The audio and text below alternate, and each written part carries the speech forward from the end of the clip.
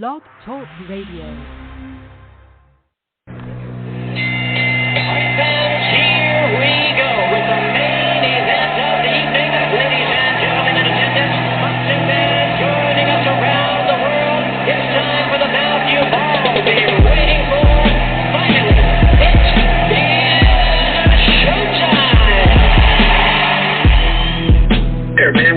Dedicate our life to this sport. We do thousands of sit-ups in camp. We run hundreds of miles, for the ones that take it serious.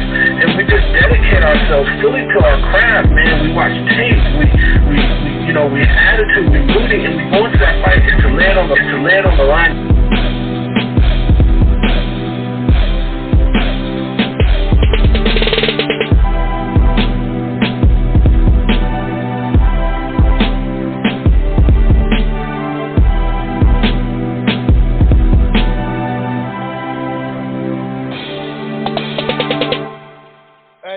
Boxing fans, this is the Rope-A-Dope Radio Podcast. I am your host, Chris Carlson. We are live on a Wednesday afternoon.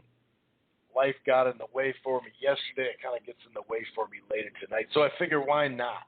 Why not? Not to try to mess with you guys, but hey, it is what it is. Anyway, we are back to talk some boxing. Hope everybody's doing okay. There's a lot to talk about, no doubt about it. Whether it's in the ring with Josh Taylor's great win over Jose Ramirez, dropped him twice, got the nod on the cards. Of course, this weekend, Ubali and Donaire and Haney and Jorge Linares on DAZN and Showtime, respectively, this weekend. So it's a busy fight weekend coming up, no doubt about it. Obviously, the last time we spoke, what was that, last Wednesday, right? Yeah, I did the show Wednesday because life got in the way then. That's right. We were talking about Wilder Fury as far as the arbitration decision, and now there is, it seems, some finalization on that, card in general, as far as where it's going to be and all that good stuff. Not totally different than what we thought. But what is different is Friday afternoon, something like that. Pacquiao and Spence. Manny Pac-Man Pacquiao versus Errol, the Truth Spence. August 21st in Las Vegas, Fox pay-per-view. Really, really had everybody going crazy. That was crazy. I didn't expect that. There was some rumors out there that they had at least had a discussion. There was that report that they're deep in talks, but, Pacquiao had been deep in talks with a lot of folks, right? So I didn't know this. I didn't know for a fact. I kind of was like, but, it was like either Mikey Garcia or Spence. And I kind of had felt like it was going to be Mike Garcia. And there was a time, actually, after the scheduled fight, what was going to be a scheduled fight with Danny Garcia, January 2020, to flash back that far, that was going to be a fight there, and then I'm pretty sure Mikey Garcia and Pacquiao were going to fight, and then the winners were going to fight each other, which most people would have thought Pacquiao Spence, but that was all talk at the moment. It was awesome that it wasn't some long, dragged out 3-4 months. Oh, we're 2 months away. We're a week away. I'll probably announce it this Saturday. You know what I mean? Obviously, the folks at Top Rank couldn't be that happy. Came right after the weigh-in or something like that. But it is what it is. All is love and warfare, or however that old saying goes. Clearly, Bob wasn't necessarily on the up and up when it came to how he was talking about this arbitration prior. So, it is what it is. It is what it is. But we have ourselves a great fight, Pacquiao Spence.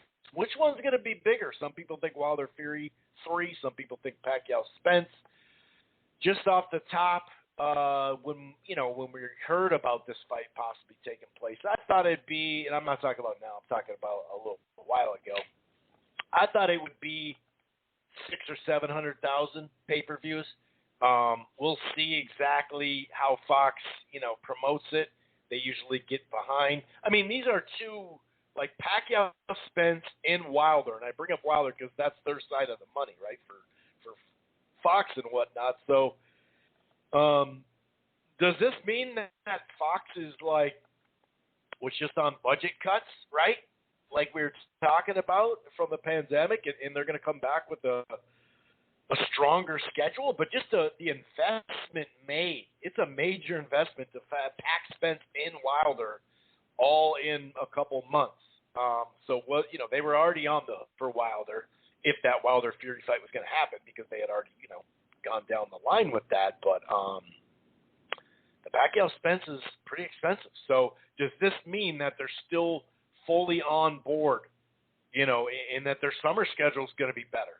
We'll go over some of the fights that we think are already married or are realistically, going to be made potentially. So, but yeah, I mean, that's kind of an interesting thought, and obviously Crawford can't be happy. You know what I mean? He did, what is it? Not Benny the Butcher, but Benny the Boxer. What's that guy's name? He's part of Team Crawford. I actually have a little bit of audio that I'll share from their point of view. It basically is like the world, it's Tupac, not eyes all on me, but, basically just the me against the world type stuff, and we'll hear the audio. Speaking of audio, I do have a great audio clip that someone posted on Twitter about Eddie Hearn and how many different times he talked about this fight's done. And like I said last week, there was a lot of activity during the week on Twitter over that, right? I mean, and then the Pacquiao Spence blew it up even further. But, some folks in the media or part-time media made it sound like people were celebrating the fact that Wilder Fury's happening and Tyson Fury and Anthony Joshua isn't. It's not that. It was actually more of a stand against these freaking media members that will just act like lapdogs. Not just lapdog and lap up anything and wag their tail. And when Eddie Hearn comes home, they're right at the door waiting for him and all that. I get it. Financially, I get that. But it's the combo, right? It's the combo of one side saying this is what's going to happen. Let's not even that. We're just going to listen to Bob. We're not even going to put Bob's or Eddie's or Wilder or whatever their quotes in context. I think that's the biggest thing when it comes to this boxing media stuff is the context. As if there's nothing to worry about because Bob said it. Well, okay, that's cool. I understand he's a lawyer, but there was some pretty basic stuff here as far as the moving date, and especially that they had control. And I'm not going to rehash that from last week, but it's not a celebration. It's more of like a what the hell. And then, you had literally a team of people on there saying, just take step-aside money. What's the problem here? As if that didn't need to be negotiated. And I did get some messages saying, oh, you say that's not a done deal as far as, they couldn't do that, give the step-aside money. It's not that they can't do it. They definitely could do it. And Eddie Hearn has said that he would have maybe, been down to pay Wilder as well. But they would at least have to draw up, another layer into that negotiation. It's not just step-aside money.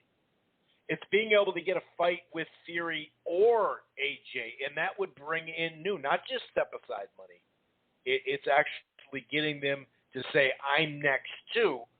And then with the belts, fall apart at that point, which I wouldn't care. Some people would care. Oh, it's not a real undisputed. Well, it is what it is. I don't know. It's just funny. It wasn't a celebration. It was more like, see, guys, that you got to do your job. You got to balance it out. We always say we just throw stuff on the wall and see what sticks. That there's one side, the other side, and probably what happens. Sometimes that's how it goes. There's three sides to a story, It's just the context. You at least have to bring up the layers of context. And now there's just this big thing of Wilder ruined it all. Well, what do you mean? You mean Bob Arum and Tyson Fury ruined this? It has nothing to do with Wilder beyond him just, wanting to fight the best, wanting a rematch. What big deal? It is funny how it's like this sport shouldn't be about money, bro. And then it's like, just take the money, dude. It's just so funny. Anyway, the Pacquiao-Spence thing, I'm happy for Spence. And Jesus Christ, Pacquiao. I mean, I already see some historians talking about, hey, if he beats Spence, he's top 10. I mean, some people haven't been in their top 10 already, but this guy, it's just ridiculous, in a great way too. I'm not talking about he's ridiculous. It is ridiculous what he's doing. I mean, and look at his last performance. I mean, it was phenomenal. If he were to beat Thurman undefeated, Spence undefeated, all past 40. Golly. Oh, my goodness gracious. That would be crazy. Phenomenal. And whether it was Crawford or whether it was Spence, you can go back to 2018 when Pacquiao was still with Top Rank. Remember that 140? Manny's always been able to make 140 this whole time. And remember even Lomachenko team were not interested in coming up to 140. Obviously, 135 is tough enough for him. But I was even saying, hey, let me get Lomachenko or Crawford at that time. And then recently in the quote-unquote talks that they were in the money fell out or whatever with Bob Arum and, for Pacquiao and Crawford and whatnot. But sounds like that was a Michael Kahn's thing. Hey, I got this $50 million pot. Remember, because I think it was Pacquiao was the one that says, hey, I'll take 40, he takes 10 or whatever. I don't think it's that kind of money now, but I wouldn't doubt if it was 2010 or something like that. The guarantees, I've heard everything from 20 to 30. It's kind of all over the place. Same with the Wilder Fury stuff. But I'm happy because, a few years ago, it was really like time to turn the page, right? And that's a theme that we had for a while, like in 2016, 2017, once Floyd retired. And whatnot, right? And so it is. I mean, we know it is time to turn the page. Now, are Cotto and Marquez, are they fighting that exhibition? I mean, there is some exhibitions, right?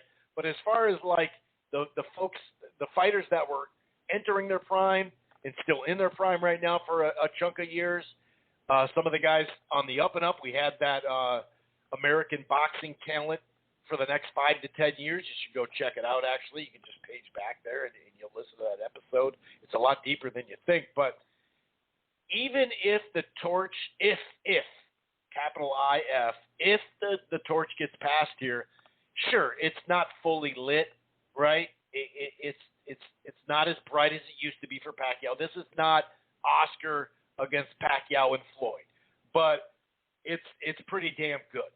And the exposure that Spence got on the way up, and now you could tell, just off his gates and his pay-per-views that he's settled in there as a profitable guy. And that's not easy to do in nowadays, boxing. We can get some guys that can draw some, gate money, but not even that many can go over even $1 million. So this is still a big deal. And I got to see, I was talking about, I wonder what the pay-per-views number, would be. I'm not totally sure on that just yet. I have to see the marketing and whatnot, but, they will have preseason NFL, in August. So they could, get some promo done there, obviously, but it won't be, prime time, September through January type stuff. So there's that. There's they obviously have MLB. They have a lot of soccer. So they have other boxing events. I wonder if they're not going to, have two events in August or something like that. We'll see. Like I said, we'll talk about what this means for Fox too, because it's a major investment. Is this like a do or die thing here? Because there was another layer. I know this is a long intro, but there was another layer. Coppinger, I think, and sources, whatever. He doesn't break a lot of stories, but he also, doesn't, or he says he does, but then it's not. Whatever, it is what it is. That's kind of a life of breaking news guy. But he was saying there's a fourth-year option instead of just a straight-up 4-year. And that's something somewhat new. I hadn't heard that before. I'm not saying that. I don't know. I mean, for someone that's about to go out of business, like this is the last hurrah. Let's put up all this money for Pacquiao and Spence. It just seems like a weird way to go out. Seems like more of a hey, let's make more revenue pay-per-view wise here. And maybe that's maybe that's why their budget was spunked up a little bit, because it was clearly. We did an in-depth segment, talked about it numerous times. I did a blog that you can find on the Grueling Truth and Eastside Boxing and whatnot, Boxing 247, and that type of thing. Talking about it. So we'll see. I hope ESPN, Fox. I hope they all stay in the business. Obviously, DAZN and Showtime too, but we do need those main platforms. And Taylor Ramirez. It was kind of funky how they did the triple header. They changed it after the play-in games. We'll talk a little bit about that too. But it got a healthy rating. It would have been nice to peak over 2 million, and I thought it would have a chance to do that. But when they actually scheduled the triple header, they had a game start at the end. The third of that triple header was at the end of the card. So, but that can help too. Because people are tuning into that. Anyway, clearly, as long as this intro went, you can tell that there is a lot to talk about. If this is your first time listening to the Rope-A-Dope Radio podcast, welcome. It streams live right here on blogtalkradio.com/Rope-A-Dope Radio. You don't have to go to Blog Talk and Rope-A-Dope and download the show right there. Or if you don't listen to the browser, that's cool. You can find it, the Rope-A-Dope Radio podcast under Apple Podcast, iHeartRadio, Player FM, TuneIn, Stitcher, Spreaker, almost everywhere. We're also part of the Grueling Truth Sports Podcast Network, which can be found in a whole lot of places. While you're at it, why don't you head on over to thegruelingtruth.com. It's boxing, football, basketball, baseball, everything in between. In fact, I believe D-Style Boxing is now on the Grueling Truth, so it's nice to have some more boxing shows. There was a time there where we had several, so that's nice to see. D-Style, shouts out to him. And one more thing, if you're thinking about cutting the cord, or you're not quite happy, I got something for you. It's called AT&T DV. The plan start as low as $69, $69.99 a month. Simple pricing, no hidden fees, no annual contract. You can stream it anywhere on any device. Of course, they have the cloud and DVR available. And real quick, if you sign up for the choice package, it gives you a free year of HBO Max. That's AT&T TV. Okay, so we are going to start in the ring per usual, because we had a really good fight, and a very competitive fight. Some people thought it was very close. I thought it was fairly close. Some people had it more like 8-4. 8-4, 7-5, 6-6. Any of those, will do, I think. But it was competitive. It definitely was competitive. And Taylor, man, those knockdowns. He was crafty with both those knockdowns too. Whether it's like a veteran crafty move, in a break. I know a lot of people are pointing to the referee there and saying it's his fault. He had done the slap on the glove to knock down the gloves, before. So it's not like that was his first time doing it. That in particular ref doesn't necessarily let you get away with a whole lot inside. As far as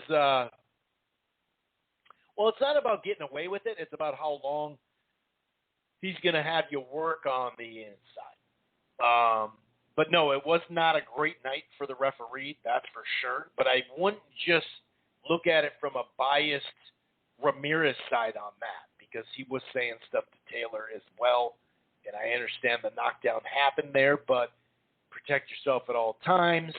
The ref didn't put his arms all the way in there. Maybe you anticipated that. Okay, that's cool. I understand it. But for me, Ramirez, so there's an argument to be had, that route. I get it. But this is boxing. And it's like any other sport, like basketball, right? Sometimes the referees are calling it tighter. Other times they let you play. You got to adjust. And I thought that Taylor, although at times, Ramirez, at times I did see him hit with his, one hand free and stuff like that, and do some, body work when they're in the clinch and stuff, some crafty stuff. But I saw him time and time again looking at the referee, looking for help with it. And, you can do that. I'm not saying you can't do that at all, but when the ref's not helping you, then you got to do it yourself. And I did see him do that a little bit more, but not nearly enough. And so I'm not going to sit here and say if this is a different referee, Taylor would have lost. I just disagree with that. Because like I said, you could actually say, he was saying that he was going to dock points from Taylor too, and Taylor was pushing the head down and whatnot. So it is what it is. You know what I mean? But when we look at this fight, I had it even through 4 rounds. The second round for me was a swing round. It seemed like Taylor was in control most of the round, landed to the head and body, but Ramirez closed strong. And he got him up a little, he had gotten him on the ropes after that first round, or at the end of that first round too. But was it enough to steal the round? I'm not sure. That is a question mark type one. But then I gave Ramirez the third and fourth. I thought he started going to the body really well, landing both left and right hooks to the body, a couple of headshots too. But yeah, the body work, dude. I mean, he was really doing his thing, in my opinion. Overall, 4th round, just better shots, I thought, to the head and body.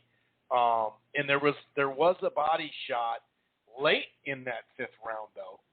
I'm sorry, I'm looking at it wrong. No, late in the 4th round. That may have affected Ramirez by Taylor, the land there. So either way, maybe that was enough to give Taylor the 4th round for you. So it could have swung the other way, and I give him the 2nd round. I don't know.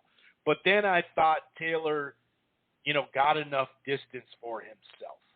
The 5th round, he started to add a little bit more movement. He was jabbing pretty well, those hooks to the head. And then, of course, the 6th round, he knocked him down. Just a perfect shot on the chin, a great left hand. And you could see Ramirez, he fired back and whatnot, and he landed some really nice right hands and stuff. But, Taylor made sure to finish strong in that 6th round, so there'd be no doubt about it, 10-8. But that shot, when Ramirez came in with that was a gorgeous shot. And same with the uppercut. It was like maybe 45 seconds, 30 seconds left of the round. Nasty cut. Uppercut, I should say. Nasty cut. Nasty uppercut. And like I said, a lot of people are going to blame that solely on the referee there, because whether he said break it up and then just smacked Ramirez's glove, I think it was Ramirez's glove, and didn't break up, and Ramirez was anticipating it, to be broken up and separated. It is what it is. Also, if you think about it, people were saying, he gave, and then the flip side of it is people were saying they kept saying long count to Ramirez. Well, both of them, it wasn't a long count. A long count means, 4, 5, 6, a long count. I think what people meant is he's given time to recover. But I saw that a lot, people saying, it was a long count. Never was Ramirez in trouble of getting up and beating the count. So when you say long count, that doesn't add up to what you're trying to say. What you're trying to say is he gave him too much time, but people forget, and it's been this way for I don't know when they made this more of a rule here, 2017, maybe 18. It's been this way for a while. I'm trying to think offhand. Oh, Ortiz. The first Ortiz fight and Wilder, how he got more time when he was hurt or whatever. Here's the deal. After a knockdown, if it's hard, or you've been struggling, right? You didn't go down like Wilder, but you look pretty bad there for a second. The ref literally has you walk to the side. Remember Perella? He couldn't walk quite right. He stumbled. He wasn't listening to the ref. Like, there is a new rule that's been here for quite some time, and I don't think they do it in the UK, so sometimes the UK folks get a little, flustered on that, and I understand. And some folks here, the U.S. fans, though, it kind of, if you don't know what that is in the U.S., that's kind of calling you out as like a casual fan. And that's okay. Boxing needs a lot of them, but if you're just going to, sit there and hit this thing home that he got all this time to recoup, remember, you're supposed to be in the neutral corner, too. Go back and look at those knockdowns. Taylor wasn't in the neutral corner the whole time. He was ready to go. He couldn't figure out that, he hasn't been called in to say, yeah, you can go now. You're supposed to stay in the neutral corner. He was putting him through those walk tests. Come to me. Go to the left, that type of thing. That's how it is. Now, you can disagree with that, because that is different than boxing how it used to be off that. That's fine. We used to fight 15 rounds, 20, 25 rounds. There's a lot of rule changes. So that's cool if you don't like giving fighters to make sure they're okay and you think it gives them too long to recoup. I get it. But those are the rules, and they've been there for a while. So for the Taylor fans, shouts out to Scotland, shouts out to the UK in general. But this is how it goes, because we can sit there and say your TKO knockouts are bullshit a lot of the times in the UK. But it goes both ways. But as far as making sure someone's okay, when you see him get up from that second shot, he was a little wobbly. I mean, I know Ramirez was talking about flash knockdowns. Those were not flash knockdowns. I mean, he had no control body-wise because he wasn't ready for that second shot either. Not that he was ready for the first one where he kind of crumbled forward. But when he went back, he could barely put his arms out to stop him. And you see him kind of, jolt back a little bit. I don't know if he actually hit his head hard, but that wasn't a flash knockdown. So 10-8 back-to-back rounds. I gave him the 8th and 9th too. He had this little in and out, mixing up his shots, using his shoulder to clear space, looking like a vet, dude. Looking like a vet, no doubt about it. And Ramirez at that point turned into kind of tentative. He turned into tentative. The 9th round was closer, though, but then I thought Ramirez closed really well. I thought he may have stole the 10th. He was busier with better shots in the 11th. And then it seemed like Taylor was kind of stick and move, and Ramirez had enough moments to give him that. So, I mean, there's some swing rounds in here, no doubt about it. The 2nd, the 4th, I think the 10th round might be. It was close. I had it 7-5 Taylor, 115, 111. I could see a draw, 114, 112. I could see 8-4 as well. So, what is that, 116, 110? And all three scorecards on the road, 114, 112, they all had it a draw. But I didn't see this 9-3 stuff. You know what I mean? I didn't see that part. I definitely did not see that part. But it was a good fight. And Taylor proved to me that he could, stay on point for a whole fight. And that is big. You know what I mean? I think that is very big. And so, yeah, I mean, that was a really good fight. Very good fight. And the whole card did just under 1 million, basically because I'm sure there's people streaming it on ESPN Plus. So the whole card did $995, but that's just on linear TV. So I'm sure it did about 1 million, the whole card, The main event was averaged 1.3 and peaked at 1.67. So that's, their biggest in a while. Let's put it that way. It definitely. I think it's their biggest since. I'm trying to think here. Let me look at it really quick. I think it's the biggest since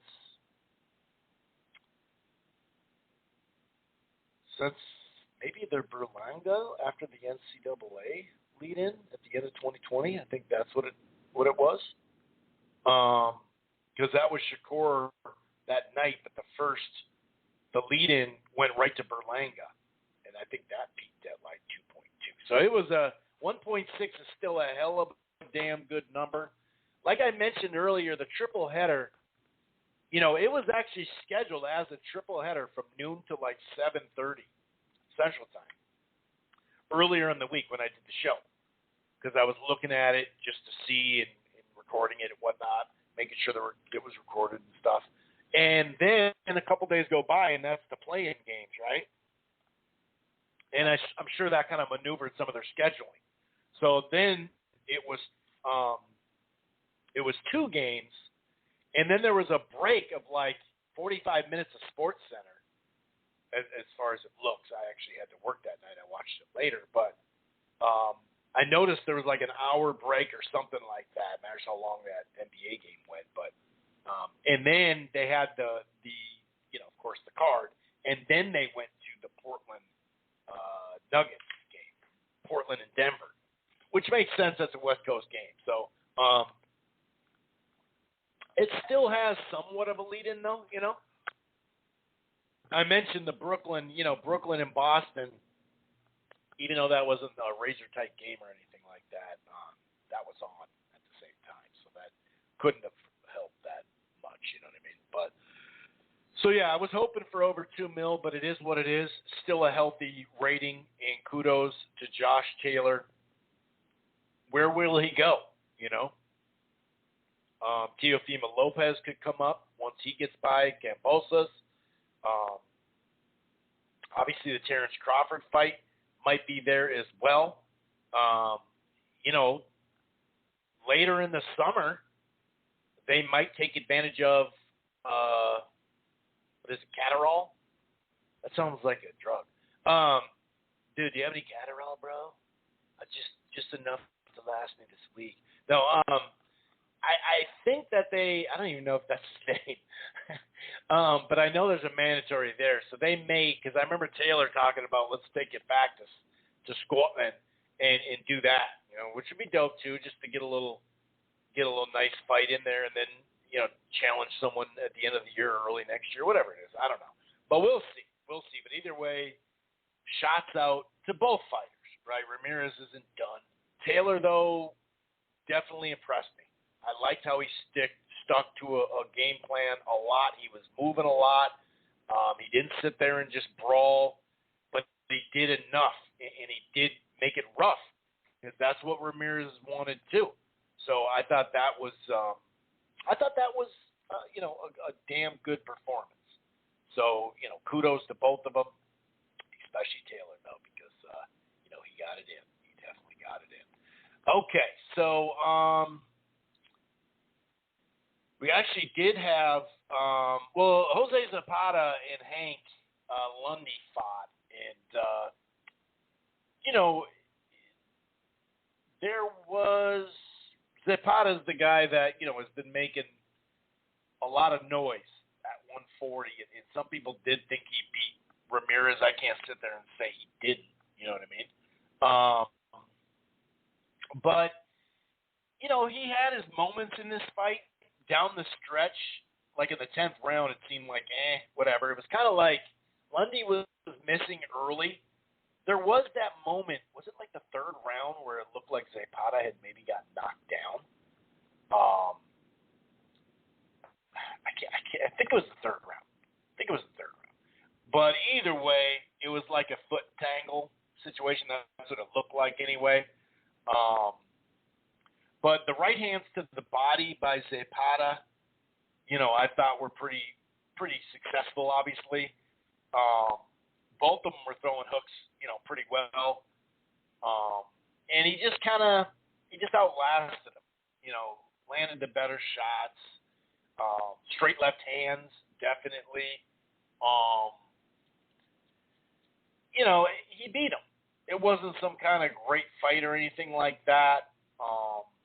But yeah, I'd say the jab, the straight lefts, the body work. I gave that one to Zapata. You know, cleanly, that's for sure. He didn't, like I said, didn't look phenomenal, but he didn't lose the fight either. We did have an upset though. Kenneth Sims beat Elvis Rodriguez. Sims got off to, you know, a pretty good start. You know, his jab had a lot to do with that. You started to see Rodriguez started to land his right hook a lot to the body. Even like the third round was a close round, looking at my notes here. Rodriguez with the jab, right hook, and straight lefts. A lot of, like in that fourth round, early exchanges, both of them landed good hooks. But at some point, Sims kind of took control of it, and down the stretch, it was hard to give Ramirez another round. I'm looking at the 6th. I'm looking at the 7th. I'm looking at the 8th. Those hard left hands. Maybe they stole the 8th, a hard left hand from Ramirez, but I don't think so. He was timing him with both hands, jabbing really well with Sims. You know, he was starting to push the pace down the stretch and go forward. 2 scorecards had it 78-74. One had it 76-76. I had it 5-3 for Sims. I could see a 4-4, though. It's not like it was some kind of, you know, huge win or whatever. You know what I mean? So, but yeah, I was impressed. It was a nice win by Kenneth Sims. Elvis Rodriguez is, you know, going to have to go back to the drawing board now. I think he previously had a draw. Now he's got a loss, so we'll see, you know, where that takes him. There isn't a whole lot more that I'll discuss from that card. But overall, like I said, Taylor did his thing. I'm really wondering how the rest of the year is going to go for him. Maybe, you know, he has that Mando against at a cathedral, whatever that guy's last name is, Catterall Cathedral.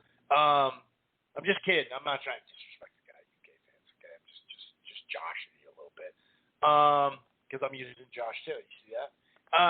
Just joshing you. But I wonder if they're going to go right into something like that in October.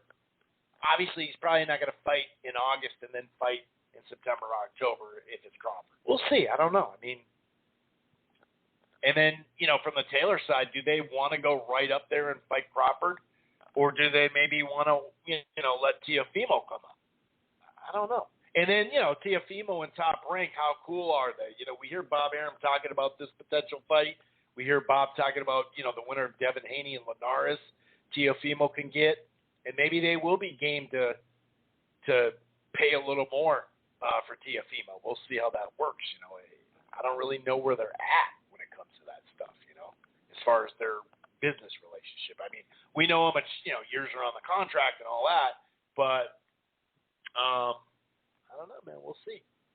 We will see. Obviously, I guess you could, you know, I know Taylor's like hand, his knuckles. He was pretty swollen. So, you know, hopefully he doesn't need much time off from that, you know. But you never know. I suppose, you know, knock on wood that nothing happens to Teofimo or Kambosos for that matter. But as far as an injury that would really keep him out for 6 months or something like that. But we'll see. We will see. We know how the boxing world goes. If I had to guess at this point, I would say they'll get some home cooking for a fight, and then maybe try to close out the year. You know, maybe an August fight, so that would give them, you know, some time to relax a little bit. If it's late August, maybe they could do it September. I know by the time September comes, though, if they want to do an outdoor stadium thing, it gets a little harder. You know what I mean? We'll see. We'll see. But yeah, if I had to guess, I think they will be fighting at the Cathedral. Taking Catterall. Sounds like a good night, dude. Anyway, that's what my guess is. Yeah, I don't know. We'll see. Hopefully, if it is a quick little fight, no biggie. You know what I mean? Actually,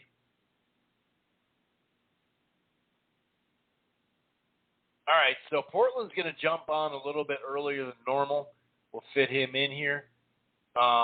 You just text me when you're ready, Portland. I just saw your text there. So yeah, overall, it was a good performance, and I know a lot of people. I wouldn't mind seeing the rematch. You know what I mean? I don't think that's some kind of bad fight. I don't know if they'll do that though. I'm not sure if they'll do that. Go right into it like that. I'm not totally sure if that's the plan. But you never know. You never know. Ramirez, I wonder if 140 is getting hard for him to make. There is some rumors out there that it is starting to get hard, but rumors, murmurs, people talking, who knows? Who knows? There are obviously plenty of good fights for him at 147. When he's in top rank, it's not necessarily the best position for him, but for welterweight, I'm saying. But maybe he could make the Ortiz fight at some point. Well, what am I saying? They're not going to make that fight. They're in the same table. So we'll see. We'll see. There is a couple of other things that, of course, we'll get to in just a little bit. The Bali-Donaire Showtime fight main event. I'm really looking forward to that fight. I think that fight was all but officially scheduled before COVID. I don't think was it actually scheduled? I don't think it was. I think it was like they're about to announce something.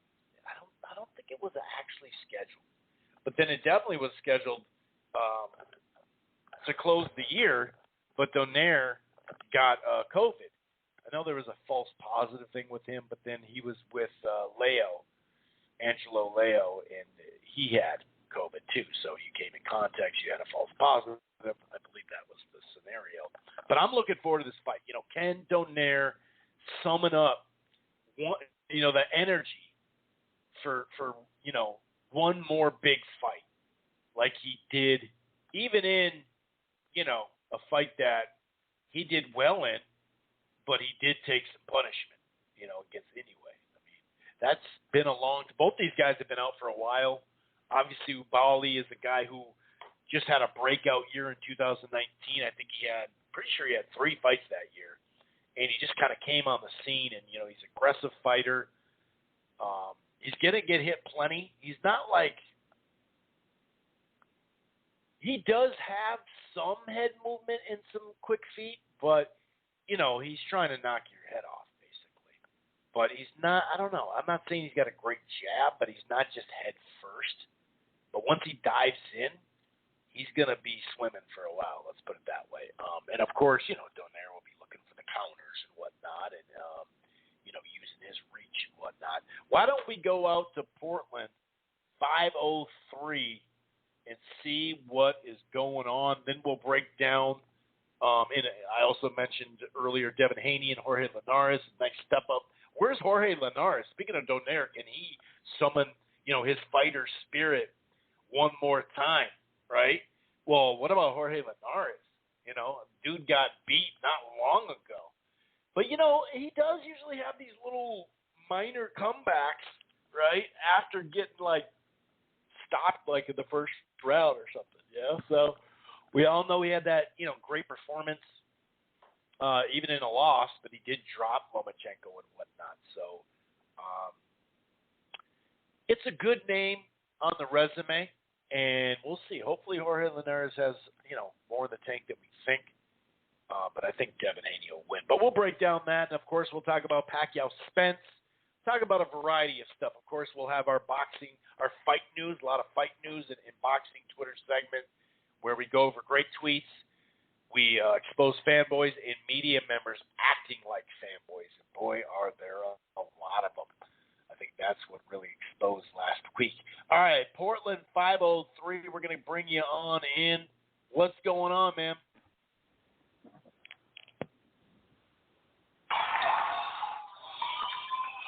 Mexicanos al grito de guerra, el acero aprestad y el brigón, y retiemble en sus centros la tierra al sonoro rugir del cañón. Yo, what up, Chris? I'm doing good, bro, here in beautiful Oregon today. It's sunny as hell, but everything's all good. Kind of a disappointing weekend, but it's all good, you know what I mean? But how you doing, Chris? How's everything, brother? I'm doing good, man. I'm doing good. No doubt about it. Hell yeah, bro. And man, let's get into it. Like I said, this last weekend it hurt. The results hurt. I was hoping, my Mexicano, mi gente, my blood, mi sangre over there got it. But man, shout out to Taylor. If I could compliment Taylor, man, he looked good. In my opinion, he looked like the stronger and bigger fighter.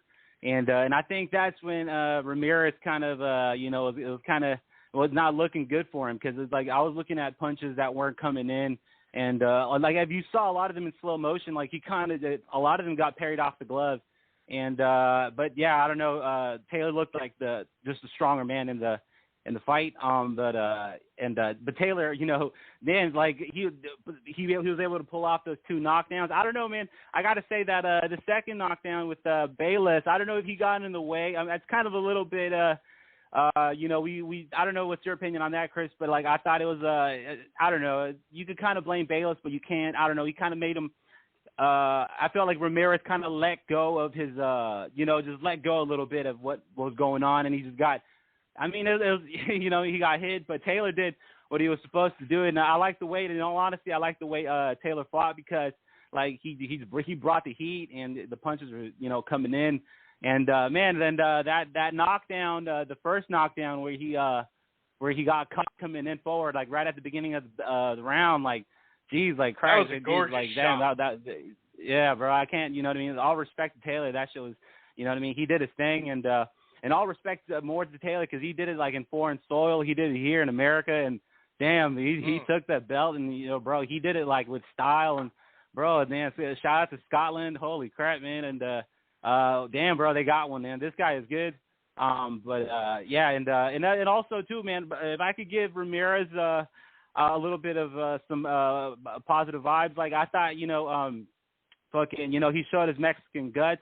He showed his Mexican heart, blood, everything, man. He still got up, fought forward, and went all 12 rounds. And I just wanted, to me is a victory. He didn't quit. He showed true guts, you know what I mean? And that's what it's about, you know what I mean? At the end of the day, you gotta show that toughness, that grit, you know what I mean? This is a poor man's sport, we all saw, if you guys saw the build up, it was beautiful, that's like, my background. We come from the same, hardworking people, immigrant, parents, who had to, gut it out and everything like that. So, but man, this is a setback for Ramirez. You know what I mean? It hurts, but you know what I mean? Shout out. I don't know. He's still good. You know what I mean? It's all right. You know what I mean? He didn't get knocked out. You know what I mean? So it's to me, he's still good. I mean, he's just second place, and man, but Taylor, this is his moment. Let him shine, and I can't say nothing, and I can't disrespect the man. That was just a good performance, man. It just, you can't hate on the dude, and but yeah, he did it like I said, on foreign soil, which is more impressive. And it looks like what? So there's Crawford rumors right now, and that's, I don't know. You know what I mean? If that's what's gonna happen, that's pretty sweet. You know what I mean?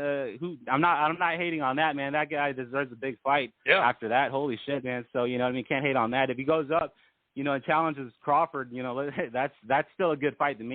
I mean, like even though shout out to the fight that got made, Pacquiao Spence, girl, that is fire. I already got Pacquiao, into this fight. Holy shit, I love it, man. This is going to be a sick 2021 already, man. And but yeah, as far as Taylor, this is his moment. Like I said, big shout out to him, and also Zepeda. shout out to him. He got a win over Lundy, unanimous decision. And it looked a little shaky for Cepeda. In some of those rounds, Lundy was coming in, but then I felt like Lundy fucking gassed out and kind of didn't throw enough punches. Like he just started kind of try to get a good counter or try to land a big punch on him, but he didn't get it and shit. So I was like, man, but shout out to Cepeda. He moves on.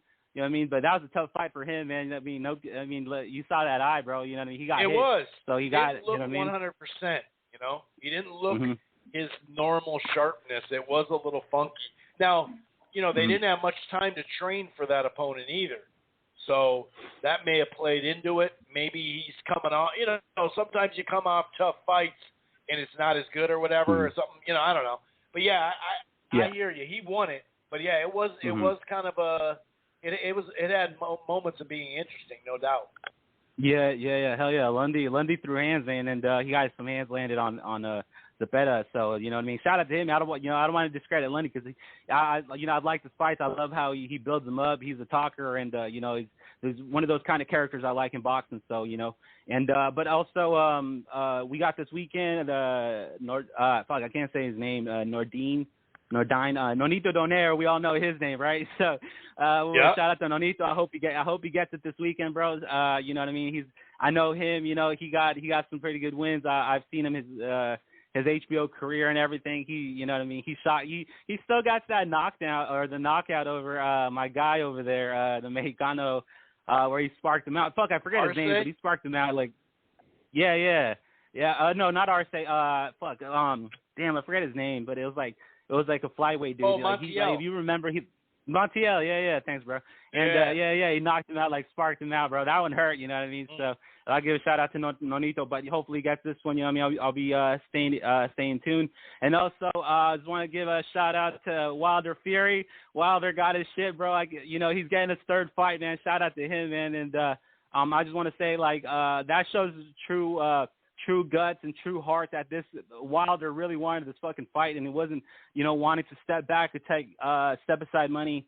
And the fight is on. And did you see that contract signing in on I think on the fight of the Ramirez Taylor fight? I thought that was pretty sweet how they did that whole video, showed us what it was and how he signed it off, and he's like, oh shit, dude, I thought, bro, that during the fights that got his lit. So you know what I mean? And but man, the Wilder Fury 3 is gonna be sick. And if you've seen Wilder, bro, he's been working on some skills. I wish, in all honesty, I like that he's working on new skills, but I wish it was with a kind of a well-known trainer. I don't know about Malik Scott, you know what I mean? And this, and you know what I mean? And this kind of justifies what I've always thought that I just real quick, just to get it, I always thought that their fight was kind of phony. So.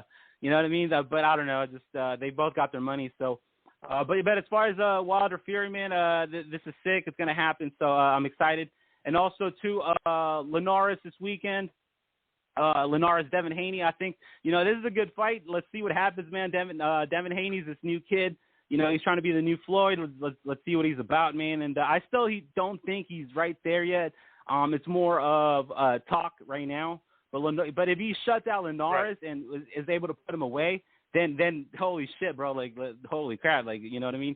So, but as far as this fight, I'm rooting for my guy Linares, my Spanish brother, Venezuela, stand up.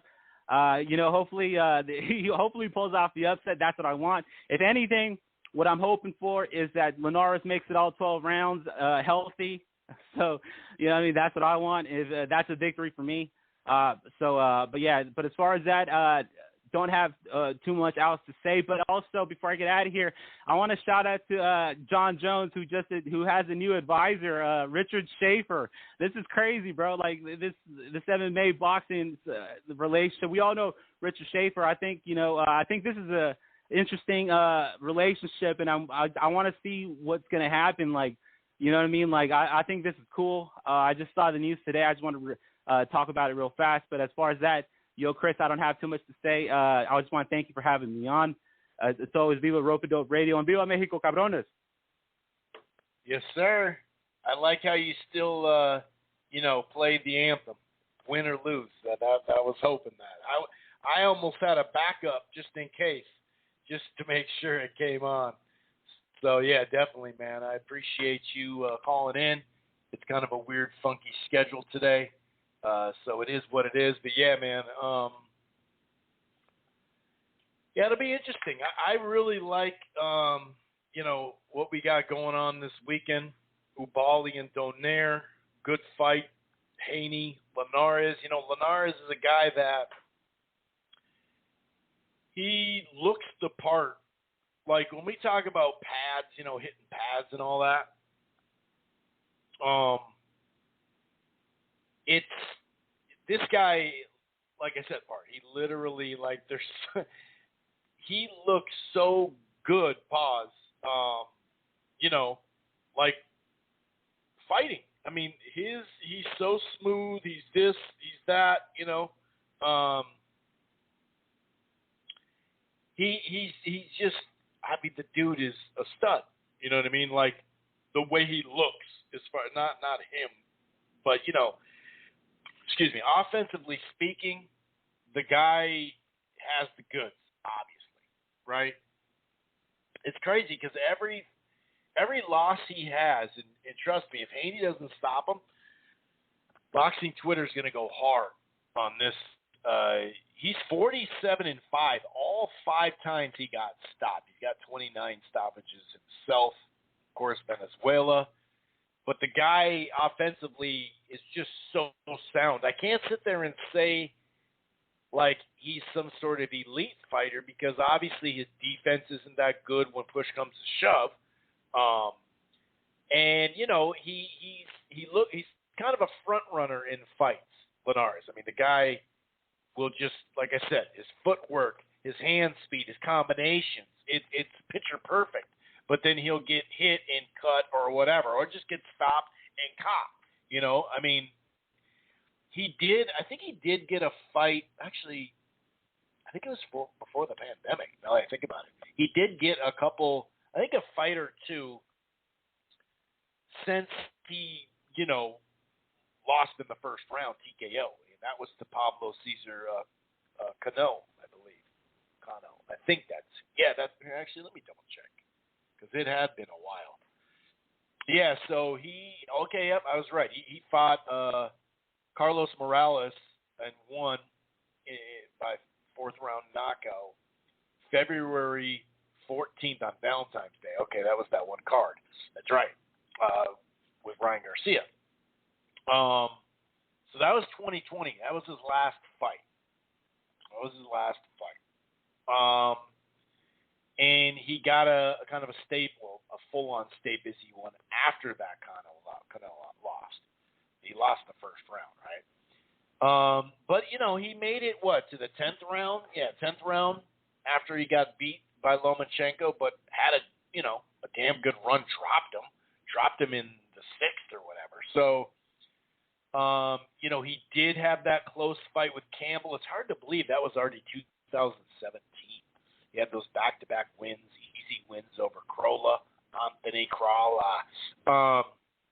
And he had, a nice little run there, the second part of his career after losing to Sergio Thompson via knockout. It was DeMarco. Then he lost early. Remember, he was doing some work on but DeMarco. I mean, he was lighting him up. DeMarco stayed with it. And next thing you know, his eyes pop open, and it's just a mess, and he loses. You know what I mean? So,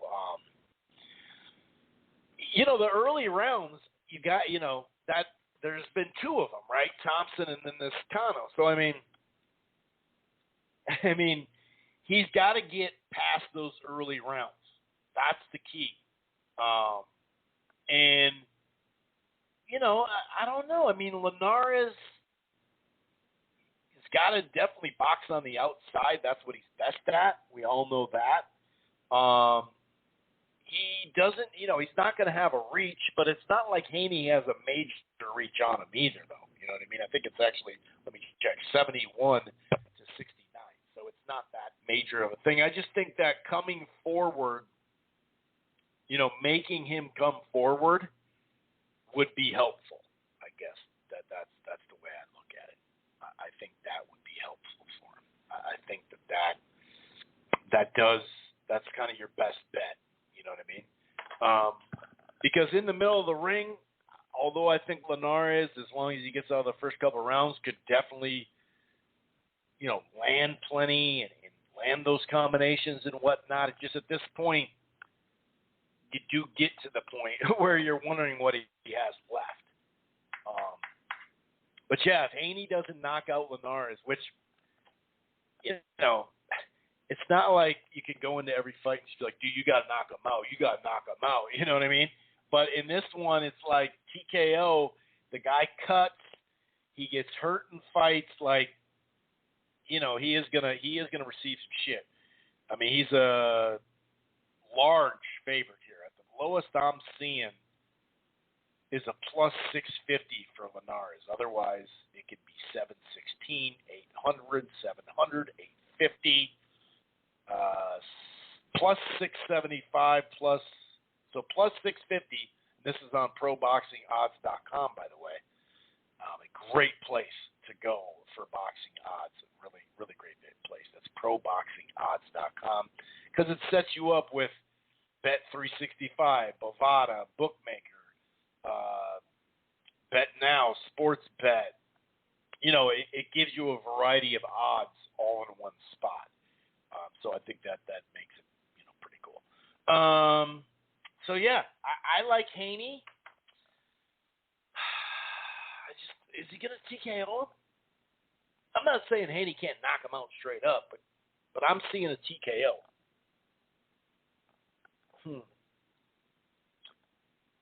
I think he will. Man, yeah, I think he will. I think TKO. I'll call it a TKO. I'll call for the TKO. I think that's going to happen. As you can tell, I'm not too confident about the TKO, but I do think Devin Haney will win, and then hopefully he gets a big fight coming up. I mean, I know he wants it, that's for sure. Hopefully he doesn't have to bring up Gary Russell from featherweight to get a big fight. No, but I don't know. I mean, we have heard a little chatter, from the top-ranked side about Teofimo Lopez possibly. That would be phenomenal. But I'm not going to hold my breath because I want to live. You know what I mean? If I hold my breath, even if they make it, right? If I'm holding my breath until it announces, that's a long time from now. So, yeah, I got Devin Haney, late TKO. And then Ubali Donaire. I just like this fight. Obviously, Donaire, whether it's a lead left, a counter left, that's what he's going to be doing. He needs to use that distance and reach. He needs to, be on the move, circle a lot, that step to the side, step to the back, little half-step counters, and try to time them with those, not just counters, but, during the exchanges, Ubali is susceptible to that. I mean, and if you look at it, like I mentioned earlier, 2019, was his breakout year. He had 3 fights. He beat Warren, Villanueva, and then Inoue. And he looked good doing it. Prior to that, he had fought some old vets like Julio Cesar Miranda and some old vets or whatever. But that's when he started stepping up to the plate, and he looked, like I said, he looked damn good doing it. So, and he hasn't fought. Yeah, both of them haven't fought in a long time. So he hasn't fought since November 7th, 2019. That's Ubali, and same time frame actually for forgot about that. It's exactly the same time frame. So I totally forgot they fought on the same date. So that part's even. You know what I mean? I guess it's like who's stayed in shape better, right? I always think that a guy entering a young fighter or a guy in his prime, like new, kind of freshly in his prime, I guess you could say, I always think it's like more of a risk for that to be an issue with a long layoff than it is a veteran. And let me preference this. I forgot to say this. Like, there's not many vets that can, like, if a guy takes 2 or 3 years off and he's older, sure, on average, that's going to be tough. But when you have guys like Donaire, like a Pacquiao, like a Mayweather, and I'm not saying they all age the same there, right? But when have you seen Donaire out of shape? Like, have you seen too many videos or an interview where you're like, wow, that's Donaire? Damn, he really is partying in this off season between camps, you know? It's all about if you can keep your body right? The mind and body, you know, goes hand in hand. And so my thing is the last fight he took punished. Get me wrong. He obviously, look at Inoue's eye, right? He landed plenty of punches, but he took a lot of damage. And that knockdown was really weird. I remember that. It's in my head now. I think it was a body blow, right? And then he kind of looked like he was walking it off, and then took a knee, and it was over, right? Not right after that, but just in general.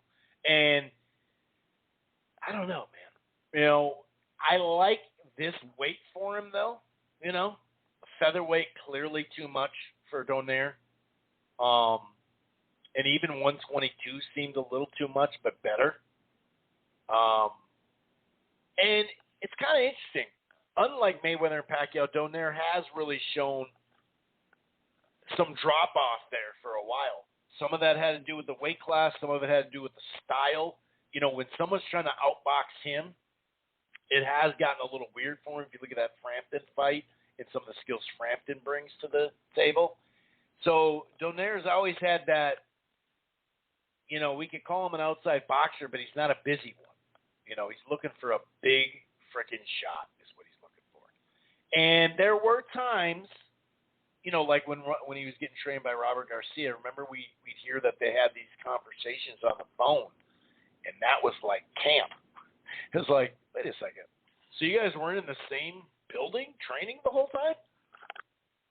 But of course that happens from time to time. Your trainer, especially if you're with a popular one, will be gone for the weekend or may be gone for the week, you know, and you have the second and third in charge during camp and stuff like that. That happens. That's normal. But it got to the point where it's like, well, dude, you're not really having full camps at this point. What's going on? That's not a real training camp. So I guess I kind of forgot to mention that part, right?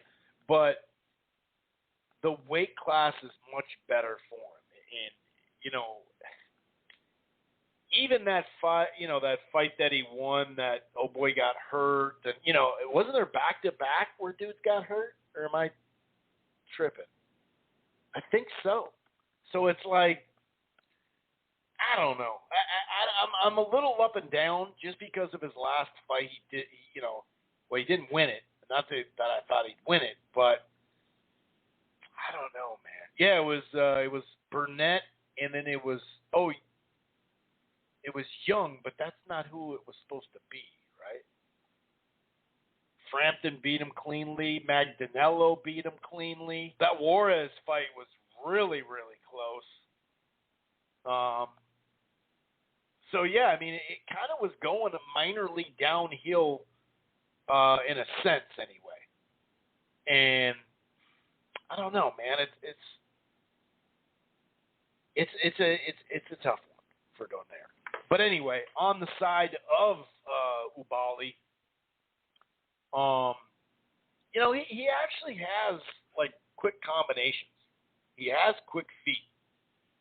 He doesn't have a ton of head movement that he sticks to. When he's up close, sometimes he will put up that high guard, which, by the way, obviously means Donaire should aim for that, you know, body. But he does kind of leap in. He's very aggressive at times, and he can get caught with that counter. That's what I'm looking at there. Leaping in, getting caught.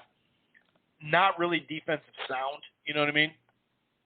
He does have this little reset bounciness to him before he darts in. And that's what I mean by he's not just face first per se, because he's not slow-footed, coming at you, just wanting to brawl, and that's it. He does have a little bounce in his step. He does reset, and then will dart back in. And he's got this snappy left hand, whether it's a straight left or a hook.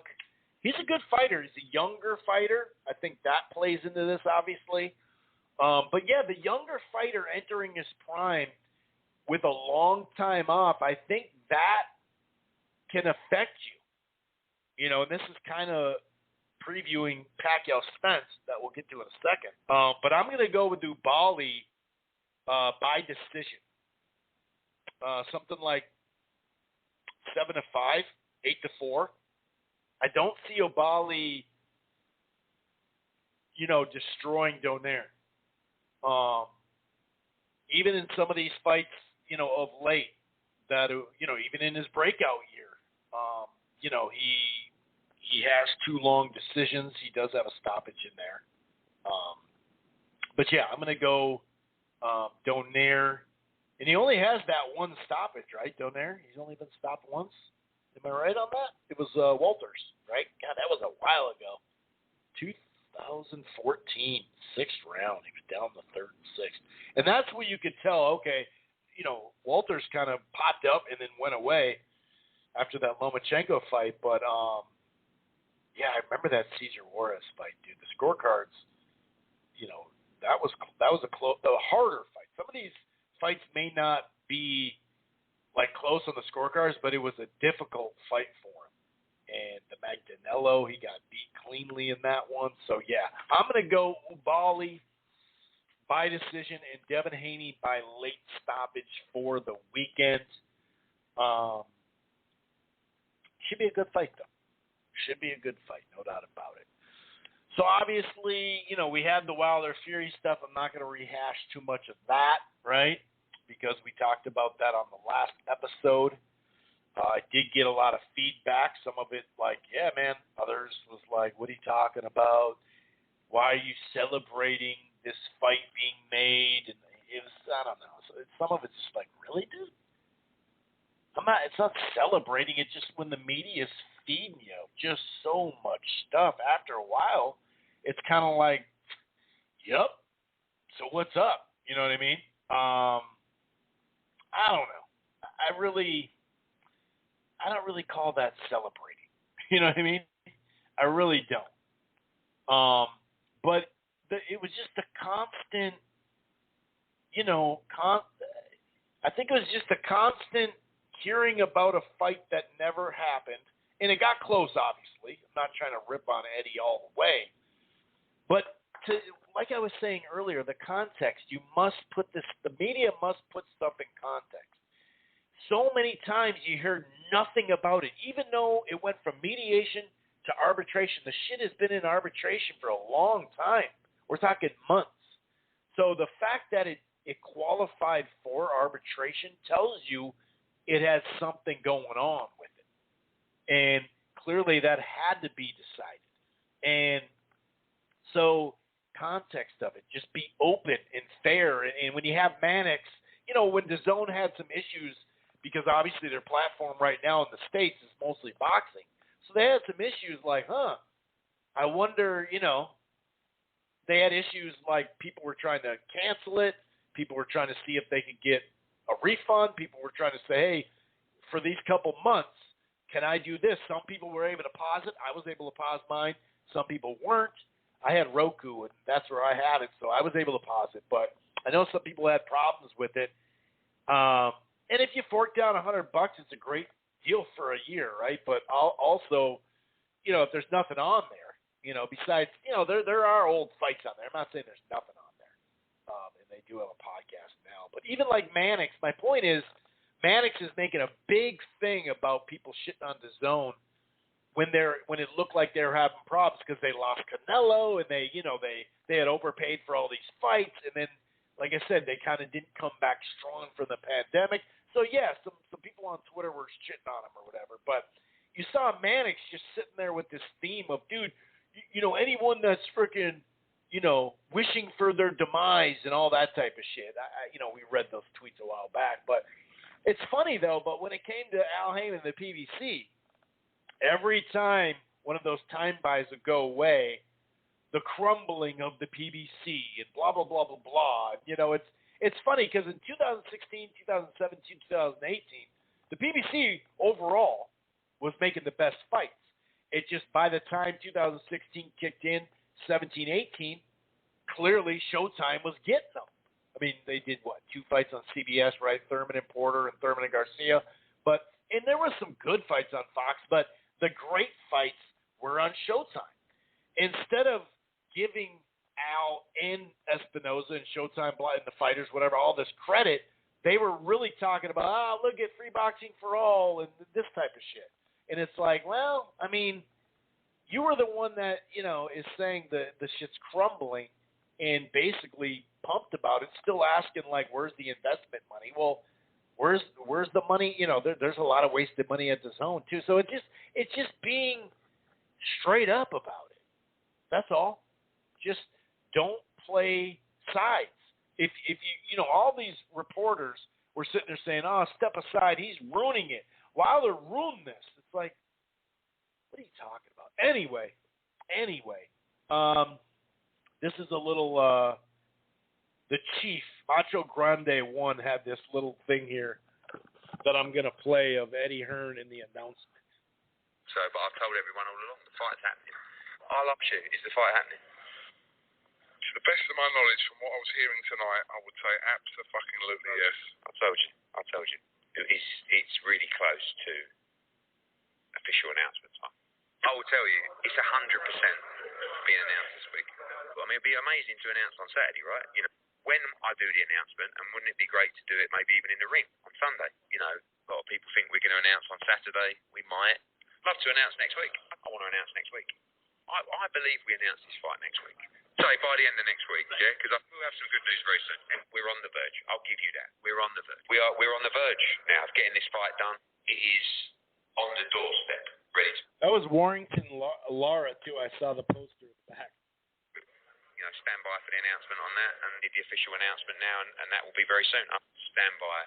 I believe we're super close now to getting this done. That fight is done, and you'll get an announcement very soon. The only chance this fight has is if I pull something off. And I'm not having a pop at the other people, but I just don't. I think I'm the only one capable of pulling it off. I've done 99% of the work here because I've done the whole thing.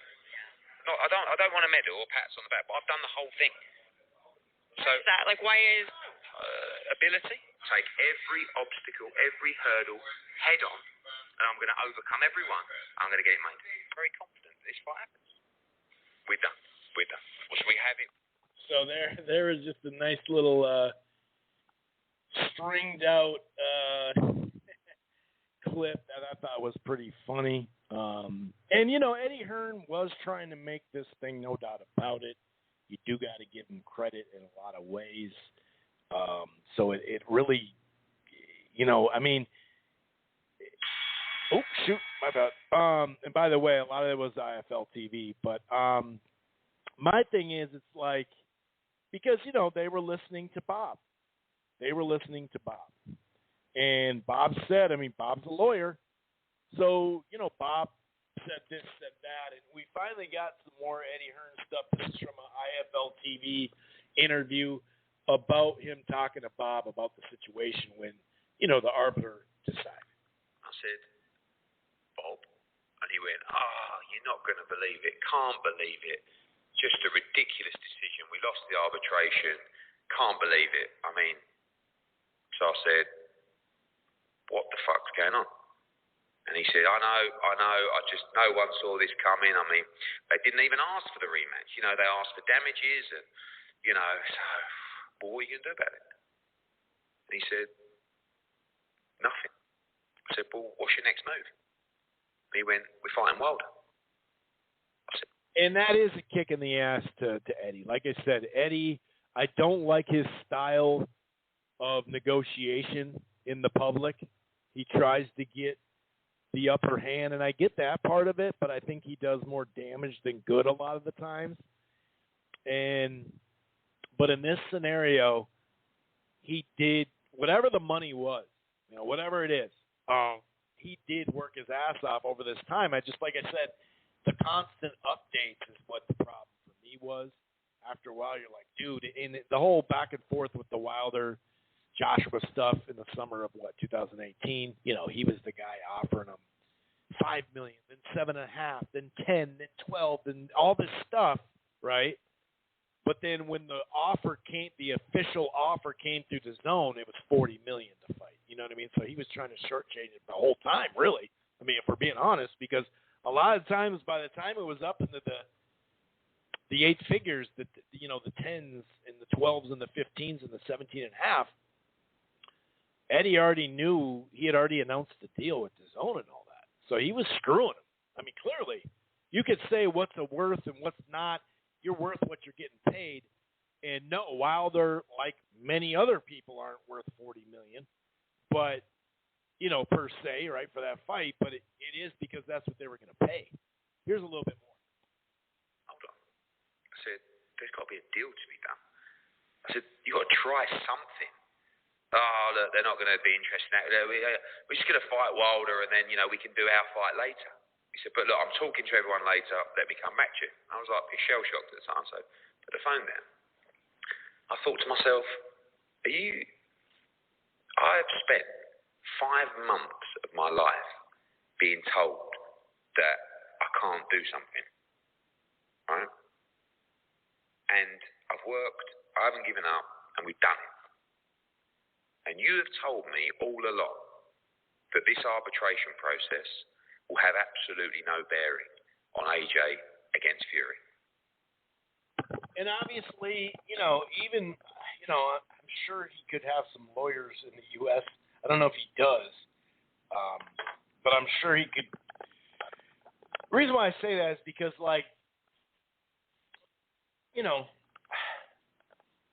it just, for him to think that there's no way, obviously in the, Fury and Joshua went back and forth, and Fury said you guys knew that this was a possibility the whole time.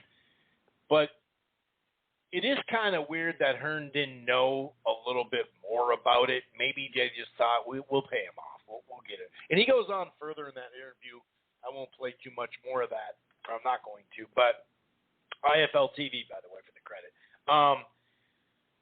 I don't know. The reason why I bring up lawyers is because, it just seems like to get advice just from Bob, it just seems like, are you sure that's the only, and, it's not like anybody had a for sure answer when it came to this, right?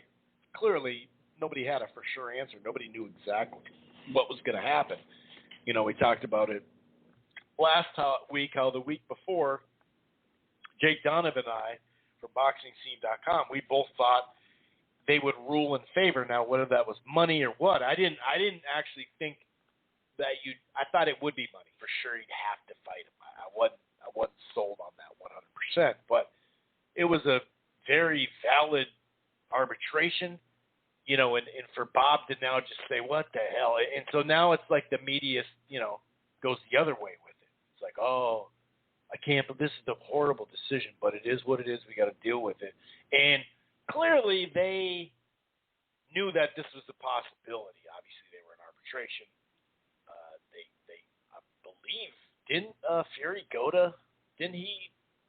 didn't they have to go to court and talk about it? Like some sort of deposition? I don't remember it, but I think so. And, clearly this was potentially happening. I mean, he was training in Vegas. Maybe he'll always train in Vegas, and that's fair. But if you're going to be in the Middle East, I think you could I don't know. I wonder about that. But maybe he'll just, train in Vegas the whole time from here on out. He said that he wants to fight here, but I'm sure he would go, to Saudi Arabia or wherever if it's huge money. But I just, like I said, it's really the media now to turn it all the blame on Wilder. Well, why don't you blame Bob and Fury? That's where it should be. But anyway, so it does look like that's going to happen July 24th in Vegas. It looks like they're going to put it in that stadium, that new stadium, which would be pretty dope. And it looks like it's going to be pretty far up on capacity. Let's see. Vegas dropping its COVID mitigation regulation June 1st means the stadium should be ready for full capacity between 65,000 and 72 for the bout. And it did a huge number, as we know, at the gate, damn near $17 million. That's a freaking huge gate. You know what I mean? Huge gate. So we'll see. Hopefully the UK fight fans can come over this summer, because that will only make it, that much better. But yeah, I mean, I get the people that are disappointed that they're not seeing that fight, but I think people would be less disappointed if they weren't, if there wasn't more to it. You know what I'm saying? Like if they weren't led astray by the media, not just Bob and whatnot, but the media played into it. But as far as the Pacquiao Spence, August 21st in Vegas, some people are saying, why isn't it Cowboy Stadium? Maybe it's because it's too close to the start of the season. I did hear that they're not necessarily although maybe because of the pandemic and all the fans they missed out on last year, maybe that extra revenue they would be interested. But before, during football season, they didn't want to do a fight, which makes sense because they're Saturday nights and a lot of times it's a Sunday. You got half your games at home, half are away though. So, but I don't know. That's kind of been what they've said. We'll see though. We'll see. But this makes sense. It'll be full capacity again. Pacquiao, I think it's been like 16 fights or something at the MGM. I thought I saw someone tweet.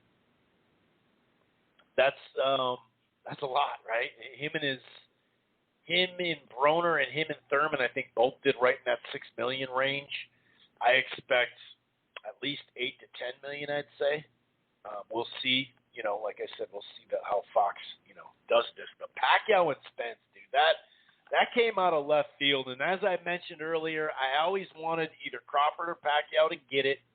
I'm not just happy for Spence now. I was even calling for Lomachenko at 40. I remember that a few years ago. So I like it a lot. I like this fight a lot. We're going to see which one's bigger, the rematch between Fury and Wilder or this one. It's kind of interesting because if you look at the gate, based off even, say, Thurman and Pacquiao, right? And that one, I mean, that did what, 10 more or 11 million more, 10 million more or something like that. So we'll see how that goes. In the stadium feel, that's going to be interesting too about the Wilder Fury. But anyway, back to Pacquiao Spence. I really like the matchup.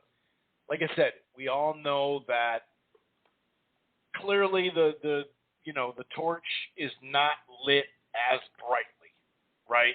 We know that. I'm not saying it's Pacquiao and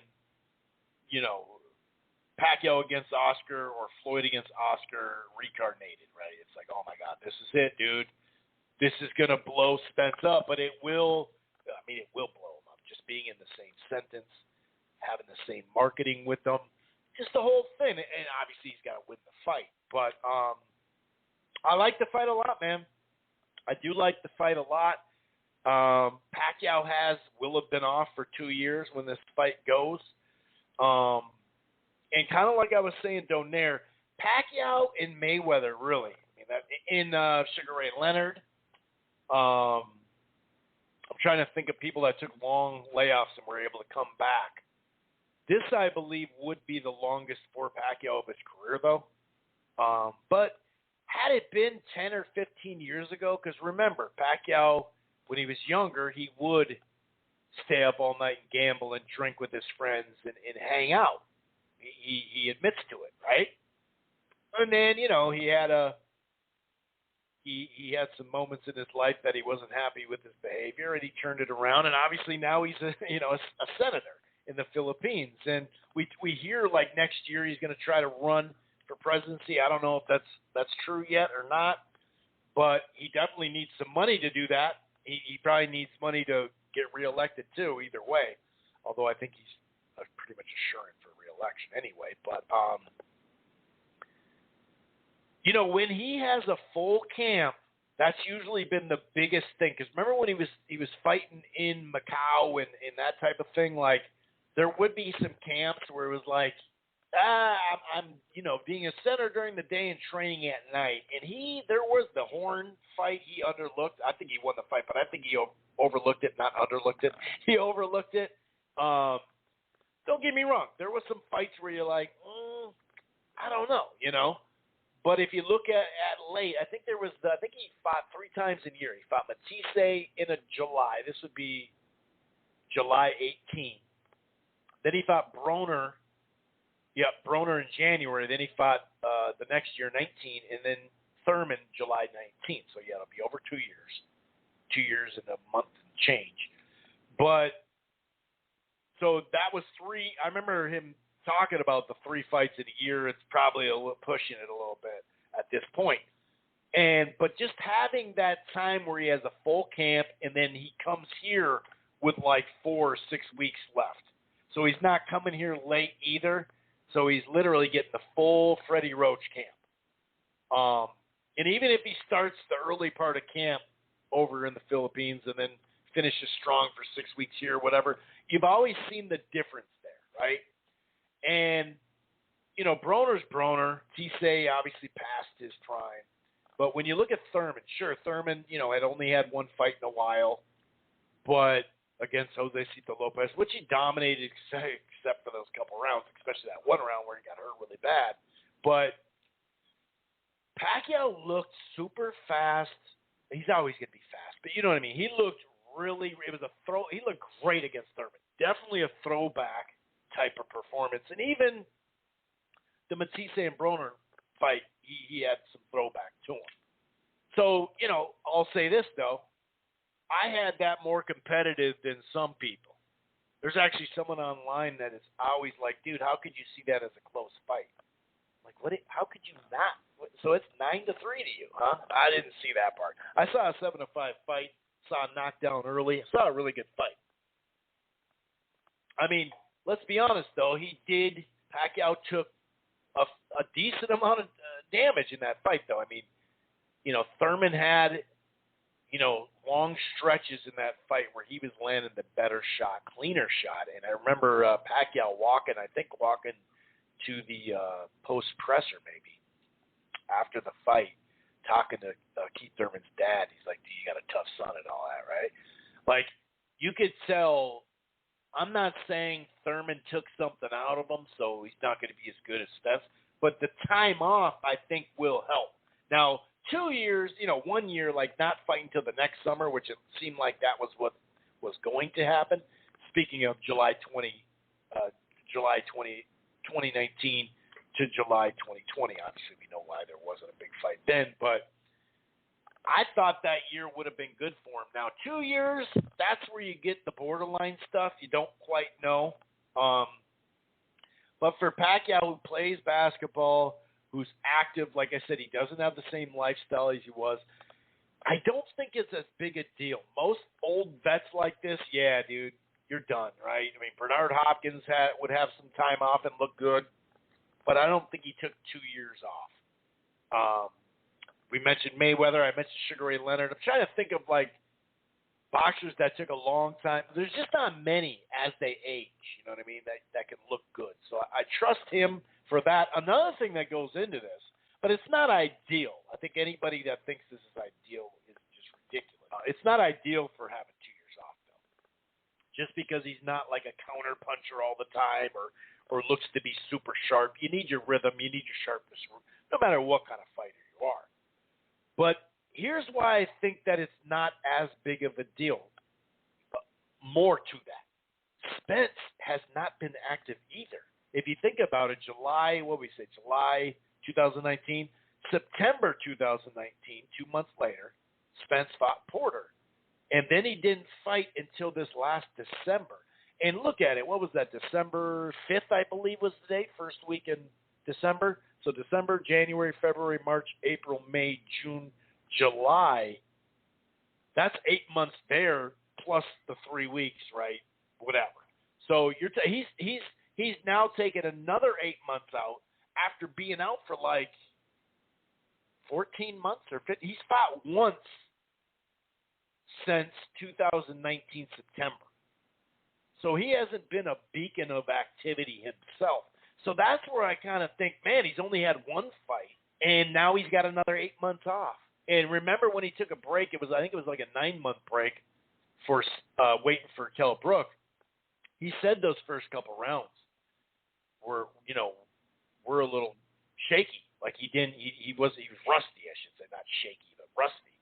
So I think that plays into it. I mean, you're talking August 21st, yeah. So it's basically like damn near one fight in 23 months. That's not activity, and this is a guy who's in his prime. So, which I think in this scenario could affect Spence as well. Pacquiao, we'll see. But either way, what I like about it is we heard a little rumor, and then a few weeks later, boom, it was announced. It wasn't this dragged out process. They weren't negotiating in the media.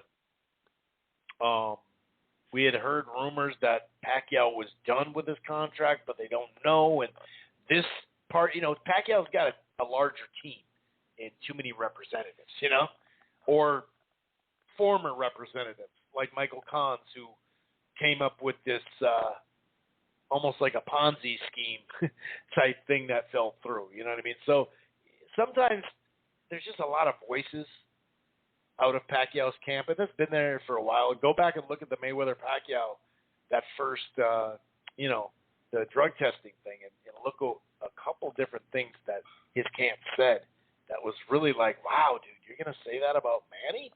That's messed up, because you can't say he's afraid of needles, that type of thing. But anyway, I like the fight a lot. I understand the odds are pretty high right now. But Pacquiao's a damn, there's not many guys that can look good like this late. I listed a couple of them, but his hand speed, just alone, his hand speed. But yeah, I see the lowest I see him on ProBoxingOdds.com. The lowest I see him is a plus 325. And it can go all the way up to plus 415. I think that's the highest I see right now. It does seem like it opened and then it's already come down a little bit. Not a ton, though. But, yeah, minus 625 is the highest that I see, too, I think, for Spence. But Spence is going to get hit in this fight. The hand speed, the angles, a southpaw style, southpaw against southpaw. And it's funny, I kind of lost track of the southpaw when it came to Manny, right? And I had kind of forgotten he actually hasn't faced the southpaw in a long, long time. And someone put in was this a boxing forum? Manny hasn't fought a southpaw in 13 years. It was David Diaz. He says in 2008. It was right after the Juan Manuel Marquez rematch that a lot of people thought Marquez won. And it's funny, when you look at that fight, that was at 35, because he went from 30 to 35, then jumped up later that year and fought Oscar. But when you look at that performance, I understand, David Diaz is a limited world-level guy, right? I'm not going to sit there and overboard it, But he was really funny. Now I'm thinking about it. He was funny as hell in that post-pressure, too, dude. Because he was like, holy shit, but he has fast hands. But it was probably one of the most complete performances of his career. I know it's not Cotto and Barrera and Morales and all that, right? But this dude was on point. That was one of his most dominant performances. I think Holyfield and what's-his-name was on the undercard, and I'm pretty sure Jason Litzow from St. Paul, Minnesota, I believe he was on the other card too, because I remember watching it, brother and my dad, when I think it was in the summer, yeah. So anyway, so that has been a long time since he hasn't fought a southpaw. I kind of lost track of that, like I mentioned, but I like the fight a lot. I think it's going to be a very competitive fight. I don't see Spence just whitewashing him I mean, he didn't knock out Danny Garcia. Not that anyone knocks out Danny Garcia, but he got hit with some hard shots. And obviously the Porter fight, the Kell Brook fight was 4-4 after 8-1 likely, or 5-3, whatever. This is going to be a good fight. I think Spence will probably find his range. I don't know if he'll come out range finding, though. I don't know if he'll be looking like he did against Mikey, where he's jabbing and using his reach, but he may have to resort to that. Or kind of resort to what he did with Porter, where he would do those little step-back counters, especially with the left hook. But nobody, he's not going to beat him the way Floyd did. You know what I mean? Because Spence doesn't fight that exact way. Now, he's more skilled than you think, but as he showed, and he has the reach, and he's got fundamentals. But once he gets clipped, I don't know. I just think that stylistically, this is going to be a blast. I really think that. And I think Spence will be looking to, once he feels, if he can take Manny's power, I think he'll brawl more in the fight. Not more than he did with Porter, but I'm saying,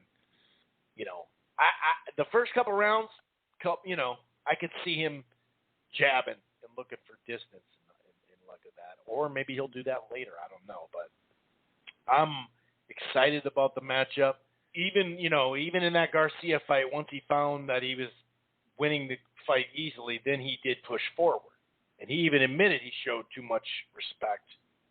He believed the hype about not being able to outbox Mikey, so he didn't go full board for a while. Had he invested earlier in some of that body work, maybe he would have gotten Mikey out there. But anyway, Pacquiao Spence, August 21st, Fox pay-per-view, big-time fight.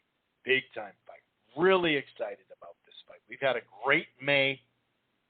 We got one more weekend to go of May. It looks like it's going to go out with a bang with Ubaldi, Donaire, Haney, and Jorge Linares. There are some undercard fights, on the card. Actually, the closest, I believe, the closest matched fight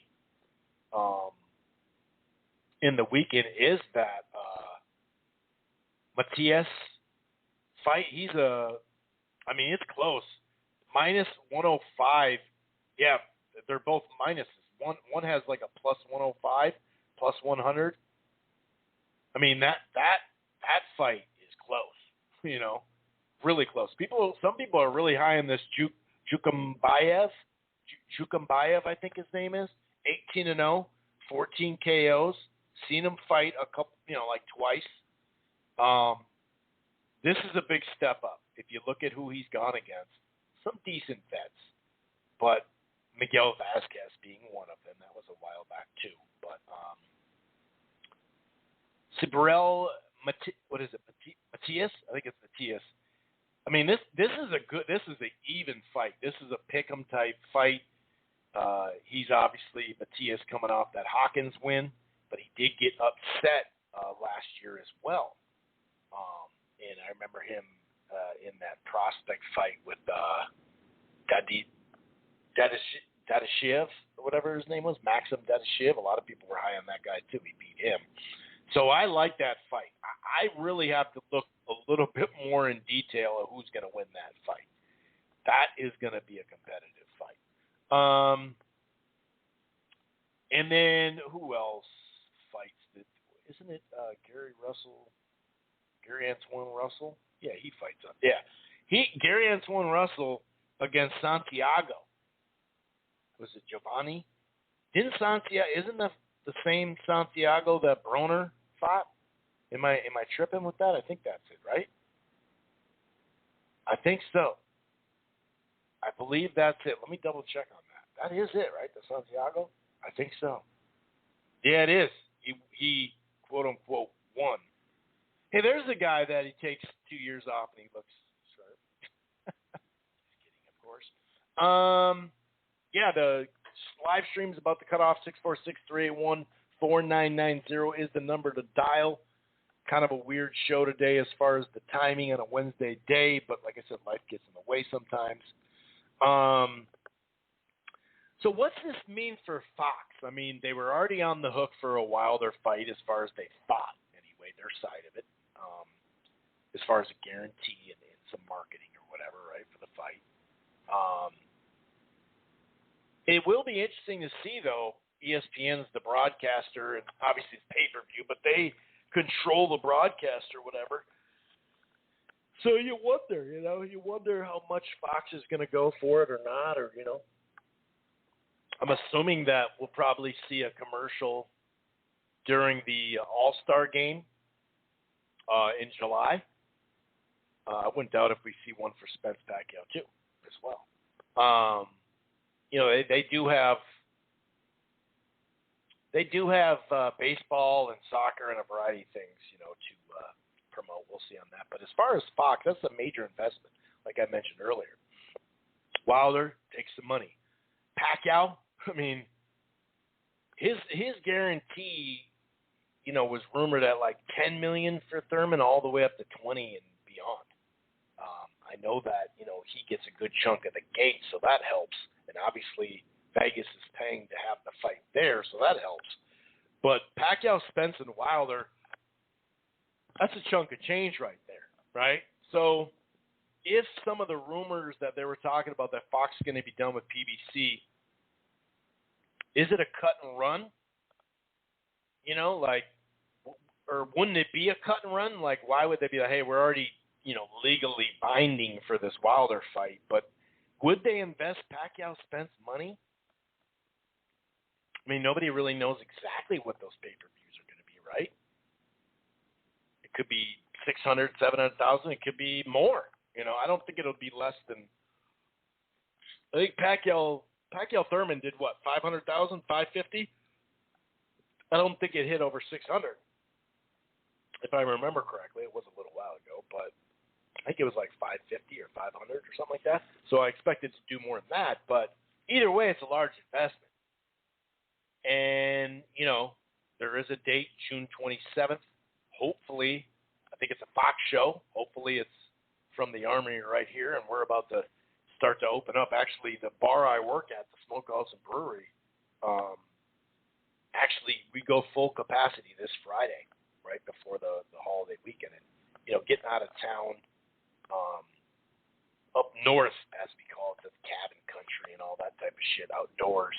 It's big for them up north, man. It is huge to have full capacity. I got to admit, though, once you leave like half of the suburbs, this shit was full capacity anyway. But anyway, you just wonder, because obviously it's been subpar since the COVID hit. You could see on their budget.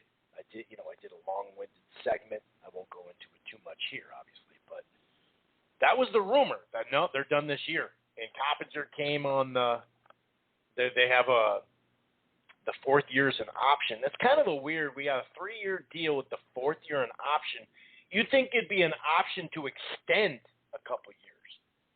Remember with DAZN, it was like 2 or 4 years, and the extend. Why would?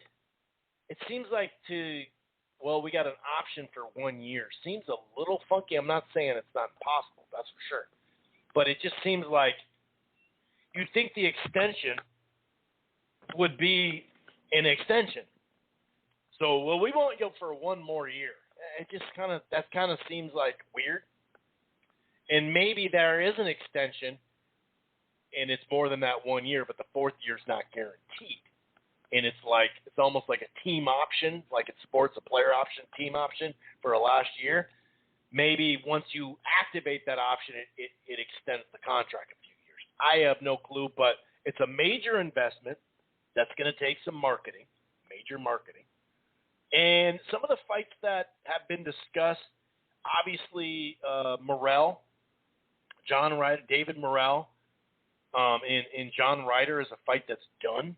I'm hoping that's the main event on Fox at the Armory, June 27th. That's what I'm hoping. I have yet to get the go-ahead. Usually I get it a couple of days before the announcement, sometimes a couple of weeks before. Obviously, this is a little bit different of a scenario, but I'm actually checking my emails right now. But I have not gotten any kind of email or text saying, hey, release this information, yada, yada, yada. So, and I'm talking about some local folks tied to, the booking and the the media stuff when it comes to the Armory and Target Center and stuff like that. So I have yet to seen anything like that, but I know before the pandemic there was actually all four, because they had done a four event deal with them per year, and all four of them were supposed to be on Fox, with maybe one of them be on FS1, but pretty sure it was going to be all four on Fox, which makes sense because you can bring a variety of type of fighters there from all different backgrounds, and as long as you attach a Minnesota fighter, and sometimes not even, you're still going to get a decent crowd, and it's going to look good for TV. But yeah, I mean, Morrell, he's not from here per se, but he trains out of here, and he had a good performance in his last fight. So John Ryder, Morrell could be one. That would be dope. Obviously, you hear about Sean Porter, Thurman.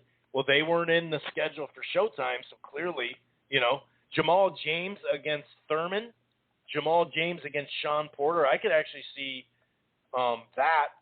And there is talks about Ugas and Thurman. Ugas and Thurman would be phenomenal. But yeah, Jamal James against Porter. I think Porter actually said that that's one of the guys he was looking at. I think I'll go over that in a little bit. He had a little list of the guys he was actually. Here it is. Jamal James, of course, the WBA regular. Keith Thurman, Mikey Garcia. Those are three names that I will share out of the five. So he's been given 5 names. But Porter against James on Fox Armory. Sign me up for that. Sign me up for that. I like that fight. But I don't know. Does Thurman want to come against Ugas? Come back against Ugas? That'd be a big Fox fight, Helenius and Kosnowski, the rematch. Sign me up for that as well. Well, you know what? The Barclays should be open pretty heavy, dude, because the Knicks are like 90% open, I think, or 75%. They had the most fans yet. I think they had 15,000 fans for their playoff game that they lost. No, I actually like the Knicks in this scenario because they got Rose, who went off for 50 and was a nice spark plug for my Timberwolves, and obviously Tibbs. A lot of the local media ran him out of town, and now look at Tibbs. He was second in voting for the fight of the year. But what does that mean for Fox? I think we'll get a better look at it once they start announcing a schedule. And 2 weeks ago, we had Jake Donovan on, like I mentioned. He said that they're really close to announcing a schedule. So if they come back with Jamal James and Porter and Morrell and Ryder, you'd think they'd split that up, the James fight and the Morrell fight, but maybe not. But you'd think about it so they could both be main events. But who knows? Maybe that'd be a hell of a doubleheader. But that we'll get a real good feel, and we mentioned this. We'll get a real good feel of where Fox is and PBC and their arrangement with these boxing or their fight announcements. But when you look at the Wilder guarantee, like I said, at Pacquiao and Spence, I don't know, man. It doesn't look like they're going anywhere right now with that kind of investment. But maybe who knows? Who the fuck knows? Anyway, so we'll just go a little boxing Twitter. Actually, you know what? 651. 5-1, you're the only 651 on there. I'm going to go ahead and go to you if you want to talk.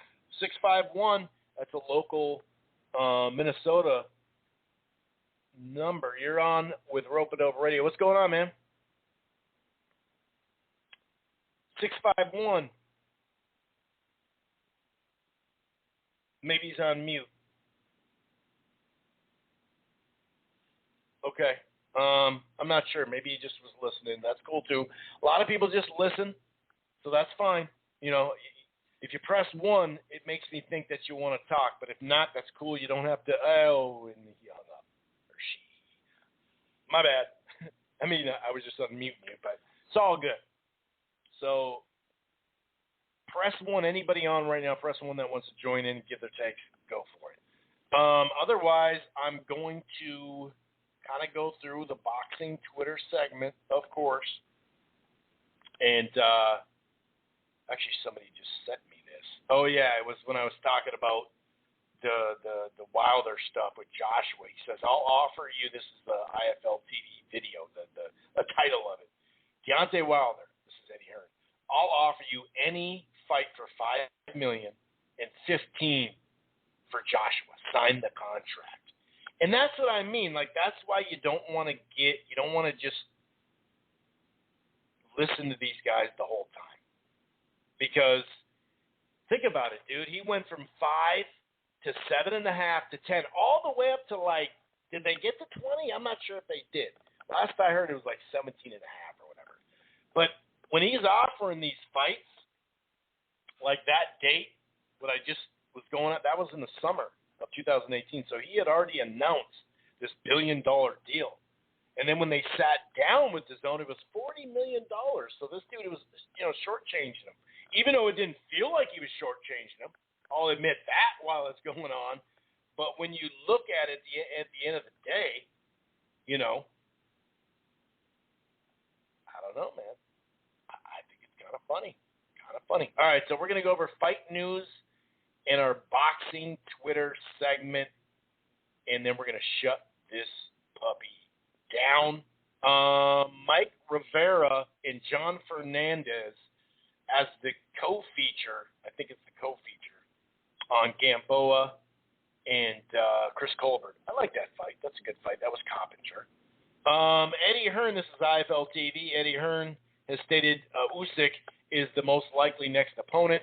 Anthony Joshua, August 21st or August 28th. Possibly Wembley or Spurs Stadium. Other options include Dillian White in the UK, a UK rematch, or a trilogy with Andy Ruiz. That's kind of a surprise. Looks like Matchroom USA won the purse bid for the Akhmadaliev and Rios purse bid. I think Golden Boy came with like 505, 500. I think it was 505,000, and Matchroom Boxing came with 525,555. The tentative date is August 21st. Interesting. 3 possibilities: New York, LA, and Uzbekistan. Oh, interesting. Sorry, Ronnie Rios, but it's a decent fight, right? This is actually Bob talking about the Crawford stuff. This is from The Athletic. He has an idea, Bob Arum, of before the fight, he likes the idea of placing Crawford and Taylor fight in the UK when Crawford's past struggle to draw major numbers would be remedied by the support for Taylor. We'll look for whoever the best guy is to put him in with. Arum said we could make a big fight for Crawford against Porter, but who's going to pay for it? There's a limit to what we can get out of ESPN, and on pay-per-view, I have no confidence that it's going to do a big number. Crawford never's done anything on pay-per-view. Nothing against him. It is what it is. I think this is another one he said, Arum. I think Josh wants to go up to 147 and fight Crawford. Do we have any more fight news stuff? Oh, it was funny when Spence, because, when Spence put it on Instagram after Manny, because they left it to Manny to announce it, and he said, done deal, see y'all in Vegas for the biggest fight of the year, hashtag man down, hashtag Spence Pacquiao, hashtag strap season, hashtag big fish, and this is funny, hashtag blame Bob. And that was funny, dude, because, man, wow. This is Jake Paul, because Jake Paul, we talked about that live last week when that news came through. Jake Paul signed with Showtime, multi-fight deal. In the media business, they say content is king. In the fight business, fighters are the content, so we are the kings. Make sure you're getting paid like a king, New fight announcement coming soon. Interesting. Not really, but hey, whatever. But that's a good look for Showtime, who's out of business. That is a good look for Showtime, though. Many won't. This is boxing Twitter stuff. This is Coppinger. Many won't agree with this, but there's no doubt that commercially, Manny Pacquiao and Errol Spence is far bigger than Spence and Crawford. Pacquiao is a living legend and household name. Monster pay-per-view. I agree it would do bigger. This is funny. This is from John. Waiting on an announcement from Ring that their number 1 Spence versus number 3 Pacquiao will be for a welterweight championship. And the reason why that's funny, anybody paying attention, when either an injury that keeps the fighter out for a while, or they can't make the fight because of business, the politics. When that number 2 is either injured or they can't make the number 2, right? They just can't make the 1 and 2. They've done the 1 and 3 prior to this. They were going to actually do it, I think, for Zook Khan in Warrington over Gary Russell. They did it for Jorge Linares against Anthony Crawler for 1-3. They skipped old boy who Mikey knocked out. So, yeah, man. Well, that fight can't be made. We've been talking about it for a couple of years. That can't be made, even though it hasn't even been fully negotiated. But it can't be made. So where's this fight? Why couldn't this fight be that?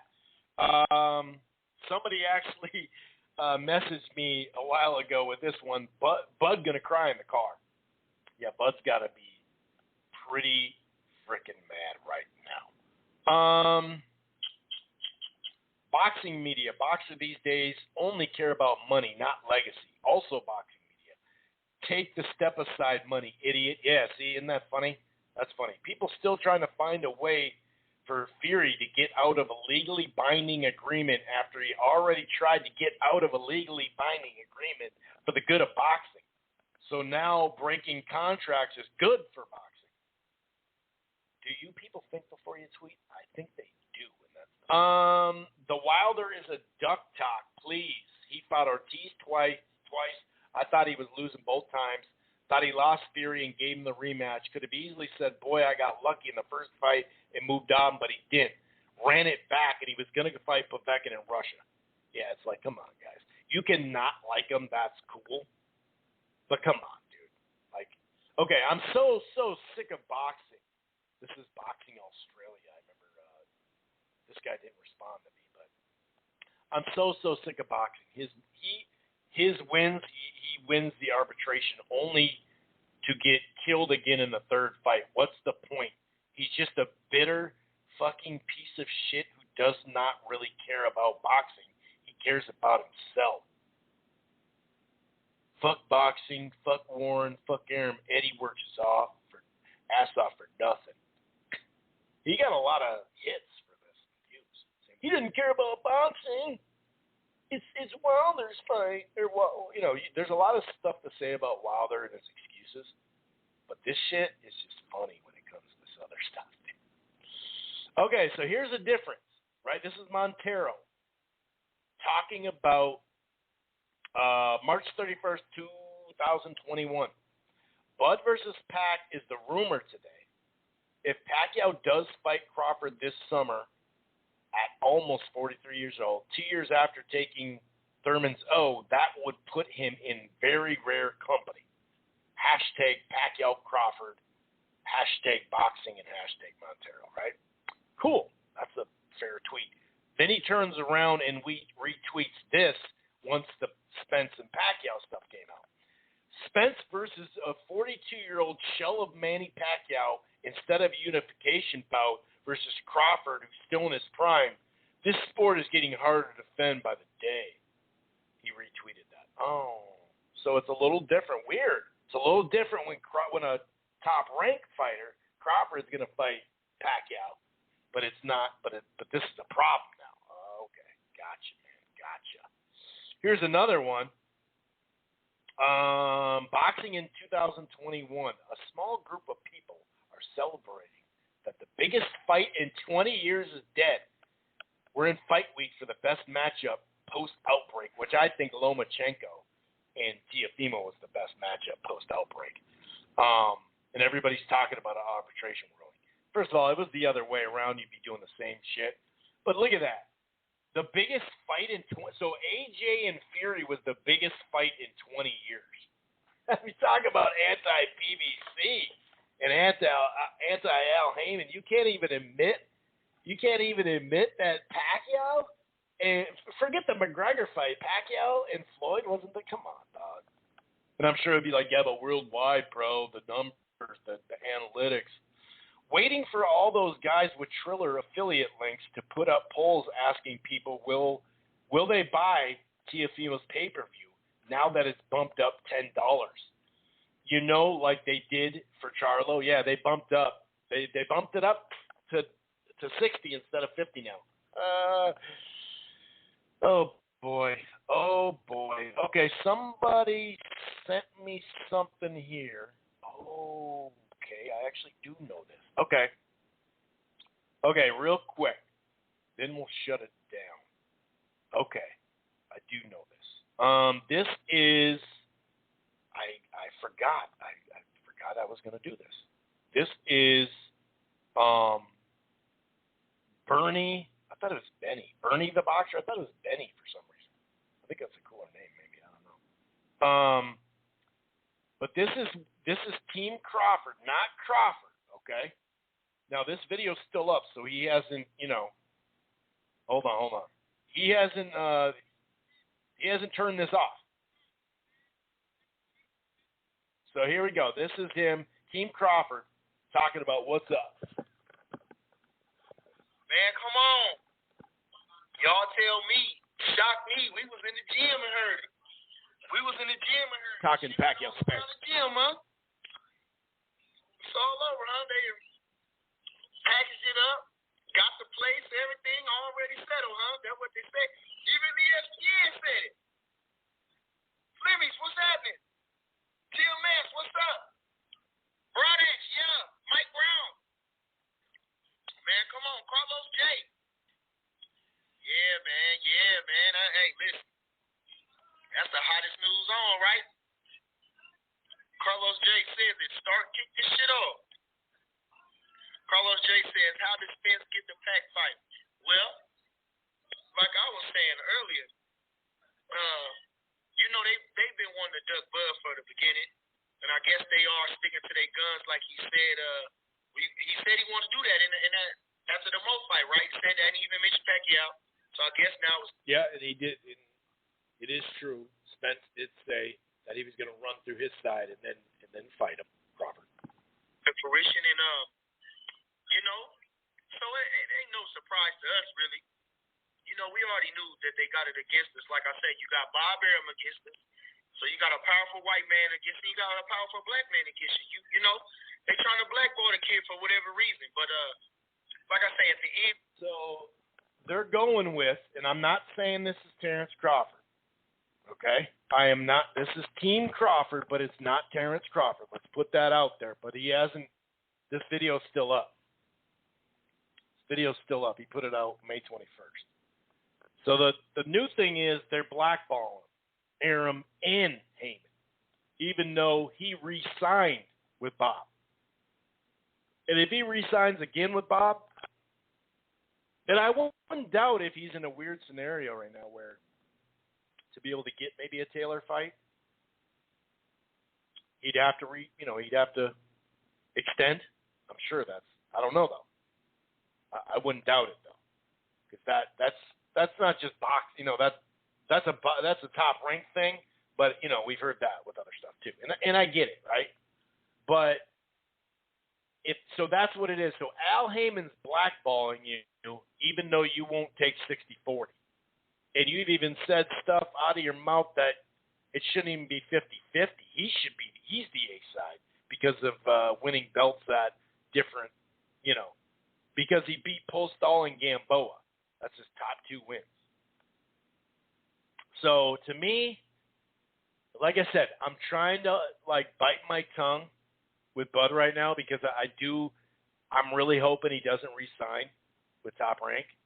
Like, hey, if he fights Taylor, more power to him. But if he can't sit there and have people running around like, oh, we're getting blackballed because we got a powerful Bob Arum white dude and a black dude powerful and Al Heyman. So Al Heyman's fucked you over. Why didn't you just not re-sign and sign with them?